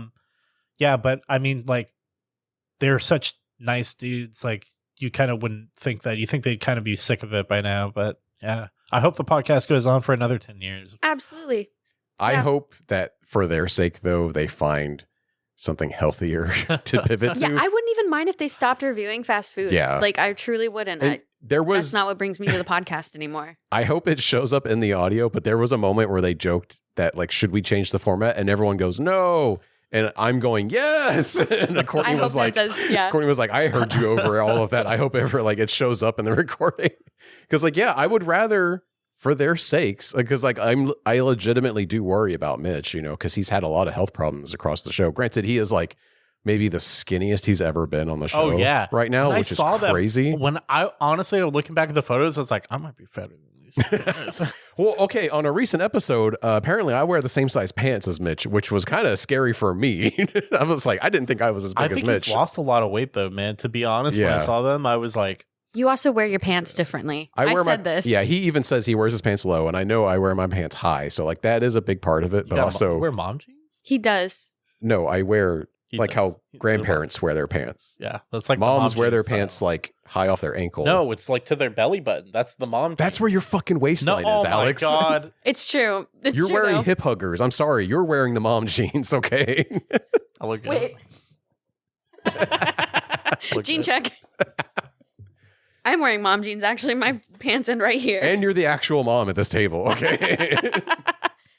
Anyway, I wear the same size pants as Mitch apparently, and that kind of. I don't wear my pants up to my belly button. Is that what you're saying right now? Yeah, I know. You wear your pants way below your waistline. Yeah. It's because I've got a big ass gut. Yeah, I was the same way for years, and then I started wearing bigger pants at my waist. All right. I'd rather muffin top than fucking go back. Then look. Yeah, than to see that number go any higher, right? Like, because believe me, it is an ego check. It's more like when you're like, what do you mean I'm not 38 anymore? Like, my stomach, like I feel like I clog all the food up, and I really lower the belt, and then you're dropping. I will say, yeah, like fucking Tetris style. It is humbling when you like wear pants at your waistline for the first few months, and then you eat a meal, and you're like, oh my God, I have a stomach ache now because your pants are just pushing in on your gut for the first time. And you're like, oh no. And it like hurts. Yeah. It's also why I started wearing suspenders, because it is a game changer. It makes everything feel better. Okay, Gramps. I know. I could have a whole conversation, or a whole podcast rather, about I want your dad advice podcast. I feel like it's I am so close to pulling the trigger on that. I don't know if the audience is there for it or when I'd have the time. I think your daughter will be at some point, right? I know part of me is like, if there's a chance I don't live until she's older, like maybe I should record it so that she has something to listen to. Oh my God. Oh my God. Okay. Well, anyway, so we reviewed Taco Bell for this episode, which is probably the most reviewed restaurant on Doughboys, right? Yes. I don't think anything Pretty much anytime they get kind of a bigger celebrity, someone who obviously doesn't listen to the show, they just do Taco Bell. They want to pitch They're Taco on like Bell. Taco Bell 14 Dude, now. And they don't tell them no, yeah. They had Gillian Jacobs on. Yeah. And she fucking hated. And I was like, why did they do this to her? Like, knowing what she's like Mitch should have known better than to put her through this. She's like, you could tell it really hurt her to be like, Mitch, I didn't like this. Oh. She was a good sport from what I recall, though. Yeah, it was a fun episode. She had a good time, and she's funny on Comedy Bang Bang whenever she does that. So, I haven't heard her on Comedy Bang Bang. Wasn't she the Come Play episode? Yes. Yeah. Yes. And she had a producer like on like the a vet publicist video or with them something was like yeah. cringing every time Yeah. Scott would say it. All right, well, very quickly, we'll each talk about what we got and how we liked it. I had the chicken katina bowl because I was feeling healthy today. I know. You but made listen. me eat something and then you didn't eat it? Well, hang on. I'm not done. But I had the chicken katina bowl because I was feeling healthy and I wanted to be good. And I will say, if you're on a diet or you're trying to like eat healthy while also getting Taco Bell because it's what is afforded to you or whatever, you can do much worse than this. The only problem is it's $8.99, which feels egregious for what it is, and it's only like 500 calories. But it is very filling and it's very well rounded. It's got rice, beans. It comes with chicken or steak, cheese, lettuce, tomato, pico de gallo, really. And it also comes with cabbage, but I usually hold that. But it's just great. It comes with a new avocado sauce packet now, which is it's pretty good. Like I don't sense a lot of avocado there, but it's like a nice creamy sauce that I like. And there was a time loves the creamy sauce. I like to Peter North it, and go crazy on it. But there was a time where I was doing a keto diet like 6 years ago, and I lost like 30 pounds, and I ate this like the steak version of this bowl. It wasn't called the Katina bowl at the time; it was something else. But it was basically the exact same thing. Why do you say cantina so weird? Katina. Cantina? I'm missing the N, I think. You're saying Katina? Katina. Is it Cantina? Cantina. Cantina. Okay, the Cantina bowl. Anyway, there was a point in my life where I was eating this like 2 or 3 times a week because I worked like right down the street from a Taco Bell, and I still lost like 30 pounds. It was great, but it's only 500 calories, so it's a great lunch, and it's very filling. But anyway, I love the Cantina bowl, but it's all right. Wow. My normal usual is that $7 Lux box and I try to get, and it depends on the location I've noticed because you can't get the cheesy gordita crunch at every location in this box for some reason. But typically I like to get the cheesy gordita crunch with a 5-layer burrito and then the cheesy loaded potatoes with like a Diet Pepsi. And I will, and sometimes it comes with an extra taco.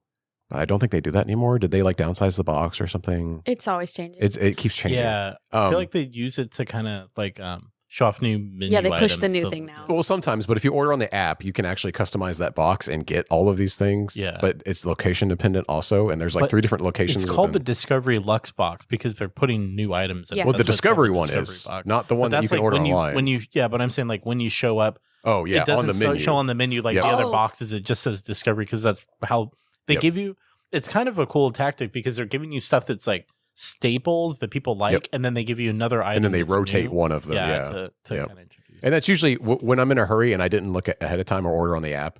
I just typically do that. Right, but on the app you can build your box. That's Yes. why we always order online. That's why I'm like app dependent now, and also there's like rewards points built into it, which is nice. We have a internal system for like at work for like currency that you can get that you can buy gift certificates. I always buy the Taco Bell gift certificate one. I've gotten like $100 of free Holy Taco cow. Bell from it. So it's Nice. been nice. Nice. But yeah, that's my usual order. But I will put the 5-layer burrito in the fridge and then come back to it like hours later because if I eat all of it at once, I feel terrible and it's like a sodium bomb and I just feel so bad. But I didn't want to feel like that today because I mowed the lawn and was like, you know what? I'm going to be healthy. I don't want to feel really bad tonight. So when I mow the lawn, like it's just like a lot because it's so hot right now. It's summer. And so my body kind of goes through you're shock. Looking at me like you're trying to explain this because you Alex, told me you an made hour a ago. when face you that- mow a lawn and you take a lawnmower and you put it on the grass and you No, I'm walk. saying like my body. Like I feel like he's just buying time to explain to me like why he told me to try this specific menu item that I was like, I've already had this. He didn't. And then he went and got You something both else. have horrible reading I comprehension. was in the shower this morning and I was going through it thinking like, I'm not having a heart attack. My arm just feels funny. And it was really hot outside when I mowed the lawn. And so I was Kourtney, like, you know I what? just I'm have not bad going to eat comprehension, poorly period, at Taco okay? Bell today. I'm going to get the Katina bowl and feel good about myself and not feel like shit today. So that's what I did. That's my justification. I'm so sorry. And this is why I think the Doughboys should pivot from doing fast food all the time. I just have to ask before we get into this, was there a side chat? Because that No, it was the Okay. Dough Bros thing that we're all 3 in. because Jared said maybe Alex says, we're both pulling receipts now. Is there a I specific also menu had item? Shut up, Jared. the Diablo nuggets. Okay. Is there a specific menu item you want me to try? Maybe the Diablo nugget things? I just had them, but I'm cool with whatever. Jared says, I'm getting my usual box. Lie. Just kidding. Okay, that was 2 days ago, correct? You're allowed to change your mind. I changed it this morning. This was yesterday. It was yesterday. Okay, well, I changed my mind this morning. This morning. Oh, yeah, this was yesterday. But I'm Didn't cool. realize I was on trial here. Yeah, this you really are. sucks. This I was hate this. This was actually the entire premise of the episode. So we could get this. So wait, hold on. Jesus So Christ. I'm not the one. I just said like maybe, but I'm whatever. Like saying Someone like, who kept I'll saying, eat I'm them. cool with whatever. I do whatever. And all of a sudden, I'm the fucking bad guy. Hold on. Jared. But it made me think that you. I was saying like whatever. Like I will eat those. Mhm. Like, but what? So I thought that if you were gonna you wanted this all to be a specific item, so we could leave it open for Will, so that we can review whatever. No, fuck it. We'll do Taco Bell 2 if he wants to do it Yeah, again. we're going to start doing Taco- Doughboys and we're going to do Taco Bell too. We'll steal the format for them. Okay, there we go. Anyway, you can understand why I got I the did. nuggets. Now that I read it again, he said maybe, and we didn't go back to it. We- Regardless, Also Okay. got the So- nuggets. we And all Okay. got the nuggets. we got the fucking so my nuggets, reading Alex. comprehension is not in question. No, Your you're- reading comprehension is in question because you also said, I'm okay with whatever. And No. pulled a whatever. Yeah, and I And figured it was that you not would've told fucking me. cool, apparently. listen. Jared said, I'm getting, oh, okay. Wait a second. I did say I was going to get my usual because at the time I said that, I remember thinking I'll just get that Lux box We're thing. probably going to drop off the kid and pick up our Taco Bell right before we record. Also changed. Do you want to eat like the night before or pick up some on the way to our house? And then Alex says, way later. Are we going to eat beforehand? Or, Yeah, you did like re-ask that later, and I was like, or should, I are thought we going to eat on No, air? that. I don't have that. I don't have that on mine. Hold on. Oh, Oh, hold on. Right after I'm cool with what. You know what? Like Doughboys, we are fighting on air. yeah. It's a part of the bit. I thought we were leaning into that intentionally. Okay, I'm sorry, Jared. I just didn't want to upset you Okay, for No, real. I thought we were leaning Dude, into it literally- because literally I'm the this Mitch of this morning- episode. Literally this morning, I see me going, "Hey guys, are we eating on air or at the house, or should I just eat before I come over?"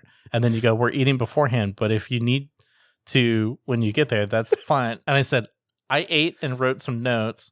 I do about see to that. head your way. This was on Thursday at 8:52 p.m. Mine's fuck's showing sake.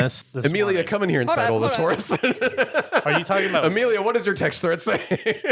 Oh, you're talking about this one. Okay. Oh my God. Yes.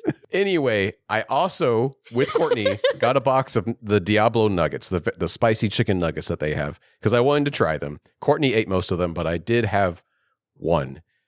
I hated it. It was so bad. I felt like it's just cheap, crappy chicken nugget covered in just the spiciest, crappiest red dust they could get. That reminds me of like the worst like a la carte menu item you could get at like So school. I fell into my chair and then I had to sit back up, but I don't want to be You're loud. making a thing out of it. It's fine. Cut it. Anyway, I was thoroughly like put off by it. I felt like it was so fucking spicy when I bit into it that I couldn't even taste the chicken. And it just made me mad because of how much it burned. And I just like quickly finished the rest of it, but I had to dip it in mayonnaise to like manage it. It didn't, we wanted the ranch, right? That it comes with this like fancy ranch, and we ordered it and they were out of it at the restaurant. So we Oh. didn't even get that. They came with a spicy dipping sauce, which I'm like, I don't want to put my spicy nugget in a spicy dipping sauce. I did, and it made it worse. So that's why I went with like a mayo afterwards, because I don't Someone's have not any a ranch. heat seeker. No. I will be very upfront about that. I am not a bit of a heat seeker. I am the opposite of a heat seeker. Although I guess I will say, I like when things are spicy. I don't like when things are so spice forward I can't taste anything else and it just burns. Because I like, there's a chicken place here where we A live. polo place. It's Polo. I'll just say it's called Lovebird, and because I want to promote it. It's actually a great restaurant. There's one in Lakeland, there's one in Winter Haven, and they do have like a little bit of spice to their sauce and their chicken, and it's incredible. Like I will willingly eat like a bunch of it to the point where like I'm like tears are streaming down my face, but it's so good that I like it. Like I don't mind the spice level because I feel like it's just high enough that like I can still taste how good the chicken is, and the spice is part of the experience. It's not just all spice covering up a very lackluster chicken, You know what I mean? I don't know if that makes any sense, but no, I know what. No, I'm doubling down. I think it does make sense. Fuck that Diablo nugget. It sucked. Anyway. Oh, if I may. Yeah, there's Alex, something. well, I can completely pivot to you now if you want to talk about what you had. Actually, I want to go way back to something. Okay. About real quick. So this has to do with the badge thing, real quick. When I came back, from Orlando, so part of the reason I stayed there for so long was I thought like, oh, this company, like I'm really putting myself out there for them and really like put myself through it. 2 days after I got back, they told me that because they had pretty much like kept me there by saying like, hey, you're getting a raise and a promotion. Yeah. Like definitely for doing this. When I came back 2 days after, they told me they were selling the company. And they couldn't, God. and they could not honor any of the promises that they made me. Oh my God. So I didn't know any of this because I thought it was part of like your current employer's arrangement. No, I didn't know it was a different thing. So I Jesus. didn't work directly for Universal, like as a Universal employee until 3 years ago. That was a part of why I was so heavily affected by that because it was just the rug got pulled out from under you basically at the end. Yeah. God. So when I'm talking about like the culmination of like that experience, there's just like a lot of really heavy shit that happened with it. Yeah. So it just kind of upturned your life for like a year and a half. Oh, more than that. Yeah. It was just like, because I came back and I put so much into this thing, you know, like really expecting it to, you know, propel me forward. And it did, but I had to make that happen for myself, you know? Yeah.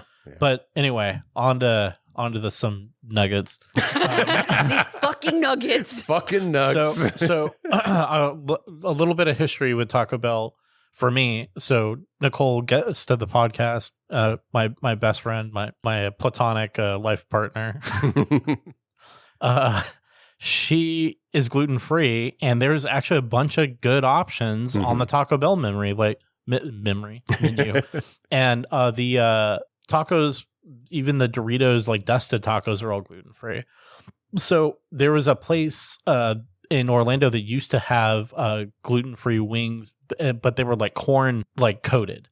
So there's always been a couple of some really good like fried chicken type of options. So when we saw that they were using corn chips for those nuggets, we were like excited because we thought they would be gluten free. They're not gluten free. What? Sadly, they're using corn chips for it, but they still decided to use wheat. Now, I understand, especially because as a cost cutting type of thing, like people just put wheat in a lot of stuff. It ends up in a lot of things because it is more expensive to, you know, make things without it. So I was bummed out that she couldn't try them. The first time I had them, they were not the dusted ones. I was like, these are actually pretty good. You know, were they the non-spicy, like the non-spicy nuggets? Yeah. So then I had them like maybe a previous over time, and I was like, these are still pretty solid. I mean, as far as nuggets go, like I'm also like on a thing right now where I'm mad at Wendy's. I fucking hate the AI shit that they have for their ordering. Wendy's sucks so much right now. The chicken sandwich. Yep. The chicken sandwich there was so good. So good. Best. It was perfection. They didn't need to fuck with it. Now, then they fucked with it, and then they were like, oh, we put pickles on it now. It's like, what the fuck are you guys talking about? That wasn't the problem. I'm just so mad at Wendy's. The only thing I like about them is that they have the freestyle Coke Zeros, and I don't know why McDonald's or some of these other places don't have them. It's the only reason to go there. McDonald's doesn't even have Coke machines in the lobby anymore now. Yeah. So when the dusted ones came out, I was like, oh, yeah, I'll give these a try. So the Discovery Lux box has French fries in it, the fries that they have. I've come to the conclusion, with the nacho dipping sauce. Yeah. They do these like almost like I don't know what to call them, like a deluxe nacho, like chicken buffalo wing thing that they've done. Yeah, I saw that. Yeah. It's pretty good. But I think I like the French fries when they have stuff on them by themselves, just dipping them in the nacho sauce. I don't like them. Oh, okay. Like there's just something about it. I'm like, But anyway, so first time I tried them with the powder, I was like, these fucking suck. I did not like them. I was like, whatever. Today, I went and I got them, and for some reason, they just fucked. They were good. I was like, oh, maybe I was wrong about these from my initial reaction. And I'm actually glad we had this mix-up, and Jared deceived me into fucking getting them again. But yeah, I was actually kind of impressed with them. My go-to order, Taco Bell's done some stuff to piss me off too. They took the fucking Mexican pizza off the menu, which was so dumb, and then they brought it back like they were doing us a fucking favor. I used to get weird dreams after eating a Mexican pizza for some reason. This is a thing that Nicole and I talk about. Like I would like take a nap afterwards. I would always have weird dreams. It hasn't had that effect on me. I was hoping maybe if I took a nap after yeah, they fucked it up. Whatever. They took the peyote out of the Mexican pizza. You took the fucking peyote MSG out of there. You didn't put it back in.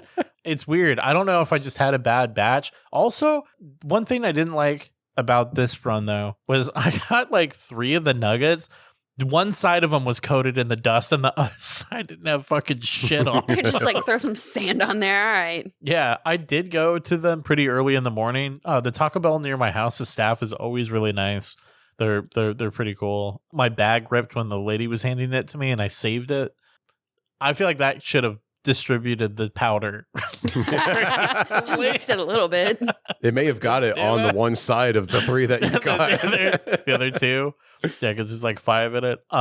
But overall, if I had to give them a fork rating, am I rating Taco Bell in general, or am I just rating the nugs? Hold your fork score just yet, and then Kourtney, let's talk about what you had. And then we'll hit our fork scores. Yeah. Okay. Actually, just some backstory with me with Taco Bell. I kind of forgot about this until thinking about it. I didn't have Taco Bell until I was like 16. Holy shit. Because my parents just were McDonald's, Burger King. Like they just wanted burgers. Wow. So I never had it. I feel like I've made up for it in the years that follow. Yeah, we sure did. Yeah, big Taco Bell fan. I usually get my regular order is a cheesy gordita crunch, a spicy potato taco, and chips and cheese. The potato taco is slept potato on, taco dude. is It's pretty good. fucking good. I like how it's a little spicy. It's just, it's so good. I love all of those things. Those are my usual. Sometimes I get a cheesy gordita crunch. I'm so sorry. Sometimes I get a Crunchwrap Supreme. Yeah. Yeah. Oh, and sometimes I fuck with the chalupa too. Oh yeah, chalupa's also chalupa's great. good. Yeah. I just kind of cycle through those, but cheesy gordita crunch the best. And also Baja Blast is, I think, the best just soda variety that any like restaurant has put out. I even get the zero version and I don't taste a difference. And I usually do. But I think it's really good. I got the nuggies and I ate one in the car. And I thought it was really good. When I was in the car, I just thought it tasted like Dorito dust. Just a little spicy Dorito dust. But then when I came home and I ate more, and you were you hated it. I was having a bad time. You were having a bad time. And one. I'm like, Jared, over here, I'm like, it's not that spicy. But I think the dust just hit you right in the back of the throat. I think it did. Yeah, that's He absolutely what inhaled the happened. dust. Yeah. But as I kept eating more, because I got a 5-box and he only had 1, as I kept eating them, I was like, I am turning on these a little bit. I'm not liking these as much as I did in the car. So I thought they were fine, but I think Taco Bell nuggets are really good and they're better than they have any right to be for a taco place. I think I would have liked the nuggets on their own. I think it's the Nuggets dust good. that I Nuggets dislike. Good. Yeah. I didn't even get into like my history with it, but like before I was like got a driver's license, basically, whenever my family would have Taco Bell, my dad would just get us all the same thing. And it was like 3 soft or hard tacos and a Coke. And that was kind of what he just got for everybody. Because it's just. Well, really fast. Yeah. Something that always surprised me when we first started dating forever ago was that. We have to talk about that. Your dad would just not ask what anyone wanted. He would just come home with food. He would say, I'm getting which I like. KFC or Taco Bell or whatever. But and then he just shows up with like this little predetermined meal that he decided he's for just you. making all the choices, which I think is like, when you're younger, like that's just the dad move. Yeah. But I was not used to that. So it was a move, but it confused me when I would be at a friend's house for a sleepover or something. Like, and they'd be like, what do you want from Burger King? And I'm like, what do you mean? You get me a burger and your fries. Mom decides. Like, your mom decides what I eat and I eat it. Yeah, they get, what do you mean? What are you talking about? Like they have a burger and fries there, right? Like that's what your parents come home with from there for you. And I didn't realize like I could pick something and there was like a whole plethora of things to like choose from. Right. And I remember like being like 7 or 8 and like with my friend Jay at the time. Shout out to Jay. I hope he listens to this. And he was like, I'm going to get a Quarter Pounder. And I was like, what the fuck is that? I was like, do you mean you can get something besides a Happy Meal? I remember when my younger brother was ordering off the kids menu, or I'm sorry, ordering not on the kids menu, Yeah. and I'm over here eating a Mighty Kids meal and just being like, who the fuck do you think you are? How dare you? You're a child. And you're like, ugh. You eat this child food with me.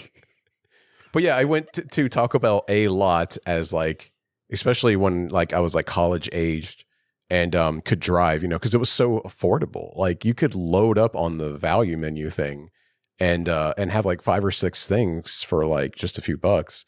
And like you and like a whole car full of people, you drop $20 and feed everybody, more than enough that night. And like everything else now, it's not like that anymore. All their prices have gotten insane. But it does, like, if you still want Taco Bell, like, use the app. You have to, because you're going to save so much more money. And, like, I made the mistake one time of just rolling through a Taco Bell recently and just picking something random off the menu, and then ended up being like $17.99. Dude, it's gotten so expensive. For 2 items and a drink. And I was like, what the fuck did I do? Yeah. And then I realized if I had the app, I could have gotten a Lux box for like $7 plus tax, which would have had like way more items. And it just blew my mind how fucked up it is. And it's because they want to harvest your data from the app. I get it. But like my privacy isn't worth it. Hey, click on that VPN, baby, and then open up the app and order what you want. And then that way it's a win-win, I guess. Can I share a memory? Absolutely. Please, no. yeah. When I lived in California as a kid, I lived in a place called Palmdale. And Palmdale it's the middle of the desert. Yeah. And me and all the neighborhood kids used to like ride our bikes out to the mall, which was, thinking about it, like way too far for kids to be riding their fucking bikes. Like I'm talking like, I remember one time we didn't tell our parents we went out. We came back and they had called the police. They thought that we were like kidnapped.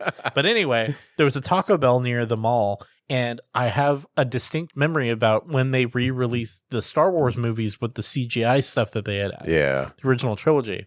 When Empire Strikes Back came out, there was this thing that they did with Taco Bell where it was the Feel the Force thing. And it was this thing that you ripped off the drink and you would hold it to your head to feel the Force, and it would change like what the text would appear and you could see what you won. And my brothers and I just thought it was the coolest fucking thing. And we're going to Taco Bell so many times to get that. And it's just like, I feel like such a staple growing up of me and my brothers. And I remember having a friend in high school who worked at Taco Bell who would pretend that we got cheap menu items and then give us other stuff, just ripping them off. And he got fired for like stealing from the till later because he was a scumbag. But we were all like so upset when he got fired. Like, oh, our fucking Taco Bell. What are we going to do now? Oh, yeah. When I worked retail, I was like 20, 21. I worked down the street from a Taco Bell, and I would walk over there at my lunchtime every once in a while and get this like value menu meal that was $2. And it was a 5-layer burrito with a bag of Doritos and a drink. $2 fucking. At the time, I was making minimum wage, and I was like, I could get this like once or twice a week probably. And looking back now, I'm like, that's unfathomable, because now that would easily be $10. Yeah, it's a steal for all 3 of those things. It's crazy how expensive everything's gotten, and fast food is just skyrocketed. Taco Bell also taught me about how taxation is theft. I remember one time going there and seeing a menu item for like $5 or something, and as a kid I was like, I got $5, I'll fucking get this shit. And I ordered it. They like gave me the drink and everything. I was like, here's my $5. The lady's like, no honey, it's like $5.25. And I was like, well, I don't have 25 cents. And she's like taking my drink back. I was just like, what the fuck? Oh my God. Well, let's do our fork scores. We'll go around and each give our closing argument, if you will, on Taco Bell based on today's meal, and then give it a score from 0 to 5 forks. Alex, you are our guest, so we'll start with you. Your review of Taco Bell and your fork score, please. So I love Taco Bell. It's been there for a long time, but I'm still a SoCal surfer dude, and I'm all about that. But I would actually rate them about the same as I could, so I'm going to give it 4 forks. Damn, 4 forks. Kourtney, how about you? I also feel like I do like Taco Bell. I eat it a lot. Not like a lot, but I've eaten it a lot. She rubbed her stomach when she said it. I was like, yeah. Going back for more tonight. But at the same time, I've had some bad experiences there. 4 forks. I've had some awful experiences. I honestly have had some awful experiences there, and we did pick up our Taco Bell from a Taco Bell that I said I would never go back to. 4 forks. Still 4. I'm going to be the outlier here, and I'm going to give it 3.5 forks, mainly because it has gotten too expensive. That's just the biggest, bee in my bonnet about it. Because Taco Bell has and should remain like the affordable, like the poor man's restaurant. Like the food is, it is low quality, but it's like high enough that it's like manageable. You know what I mean? Yeah. And like, I know people will complain about it. And you're like, oh, Taco Bell, that's so gross. So yeah, like, yeah, I can't defend it from that. But like, when you want something cheap and crappy, like Taco Bell is just the epitome of that to me. And like, in a way that like I am lower working class, and I think that it's kind of the star fast food restaurant of that. And it should remain that way. But the fact that it's gotten so expensive pisses me off because I feel like they're charging more for the same food. Like the food has not gone up in quality, but the price has like more than doubled, and it's not right. But you can say that about a lot of restaurants. It's just Taco Bell feels like one of the biggest betrayers of that because they were one of the most affordable restaurants in that area. And that's why I take off. I would easily give it a 4, 5 years ago, because I can overlook so much. Yeah. And like, there's so many things on the menu that I don't like. And truly, I understand that they are just different combinations of the same ingredients. It's the ones where they nail that, like you find those and you like them, like cheesy gordita crunch and all the delivery system that you prefer. Yes. Yeah, exactly. But I'm gonna have to give it 3.5. Well, I was debating doing 3, but Out of the Golden Plate Club. well, no, it would have been platinum, right? If it was 4, or no, No, platinum is golden, 5, yeah. golden is 4. Okay, well, we're still in a hand holding club. No. By a half star or half fork, No. or is it 3? Oh, I should have said 3 forks, 2 tongs. Tines. Tines, not tongs. We're like, what do they call it? Ladder buddies? I don't know. It's all fake. I just remembered while you were saying that about Taco Bell, one time I had a screw in my drink. Oh my God. That was so long ago. It's so long ago, but yeah. And it Isn't still that a didn't. Keaton and Kel episode? The screw in the tuna? I had a screw in my drink. Oh no. That's crazy. Yeah. I feel like that didn't even turn it. That was a long time ago and it still didn't deter us. I was like, that was gross. That was weird. One quick thing to bring things full circle. Beijing had a Taco Bell there. And it was pretty new at the time. And it's actually kind of different over there, like the tortillas and everything, but it's still like, very similar to what we have. But it was interesting to like see, because they don't have the same distribution that we have over here in the States, like how the quality kind of changed a little bit. But I didn't have a bank account in China, and so I couldn't use their like Uber Eats until way late into my trip. But once I did, you bet I was getting Taco Bell fucking regular delivered to the hotel. I love that. Yeah. It's there for you, but not as much as it should be. Yeah. I feel like they've gotten a new CEO recently, and he's the reason why they were fucking with the menu so bad. Although they just recently, I feel like, brought back like the Mexican pizza and a few other things that they took off. Thank God. And raised all the prices. Well, folks, that's been our show. Thank you for listening. If you enjoyed this episode, please subscribe to us on your podcast app and follow us on Facebook, Instagram, or Blue Sky by searching for @DebaserPod. Like a restaurant review or comments, so please send those in at debaserpod@gmail.com. Alex, thank you so much for being here. Please plug anything you would like to and let the people know what you got going on. I got nothing. But I will say, thanks for having me on. Oh, one thing I will plug. Fat Burger in Orlando in Celebration. Yeah. Please go and check it out. It is so great. It's a Hell California staple. If you are a local listener. Hell yeah, check it out. Do you want to plug your Instagram? Yeah, if you want to follow me, if you think, if I haven't annoyed you enough yet and you actually want to like see what my weird life is like and all my theme park shenanigans, my Instagram is Molten Hot Magna. Instagram. I'm sure you can tag me in that. Yeah. In the Debaser Instagram if you want to. Yeah. All right. Well, that'll do it for this episode of Debaser. Until next time, for the Pizza Girl Kourtney, I'm Jared the Anxious Bear. Take care. See ya.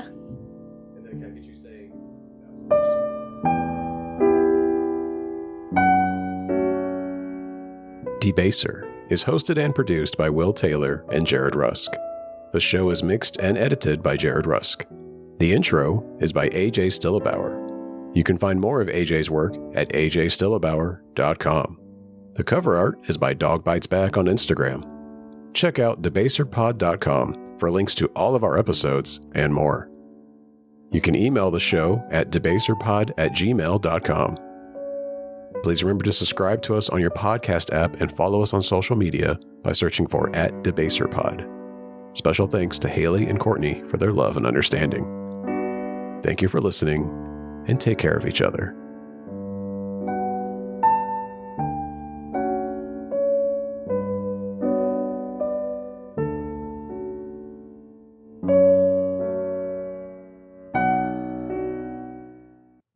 That was an Anxious Bear podcast.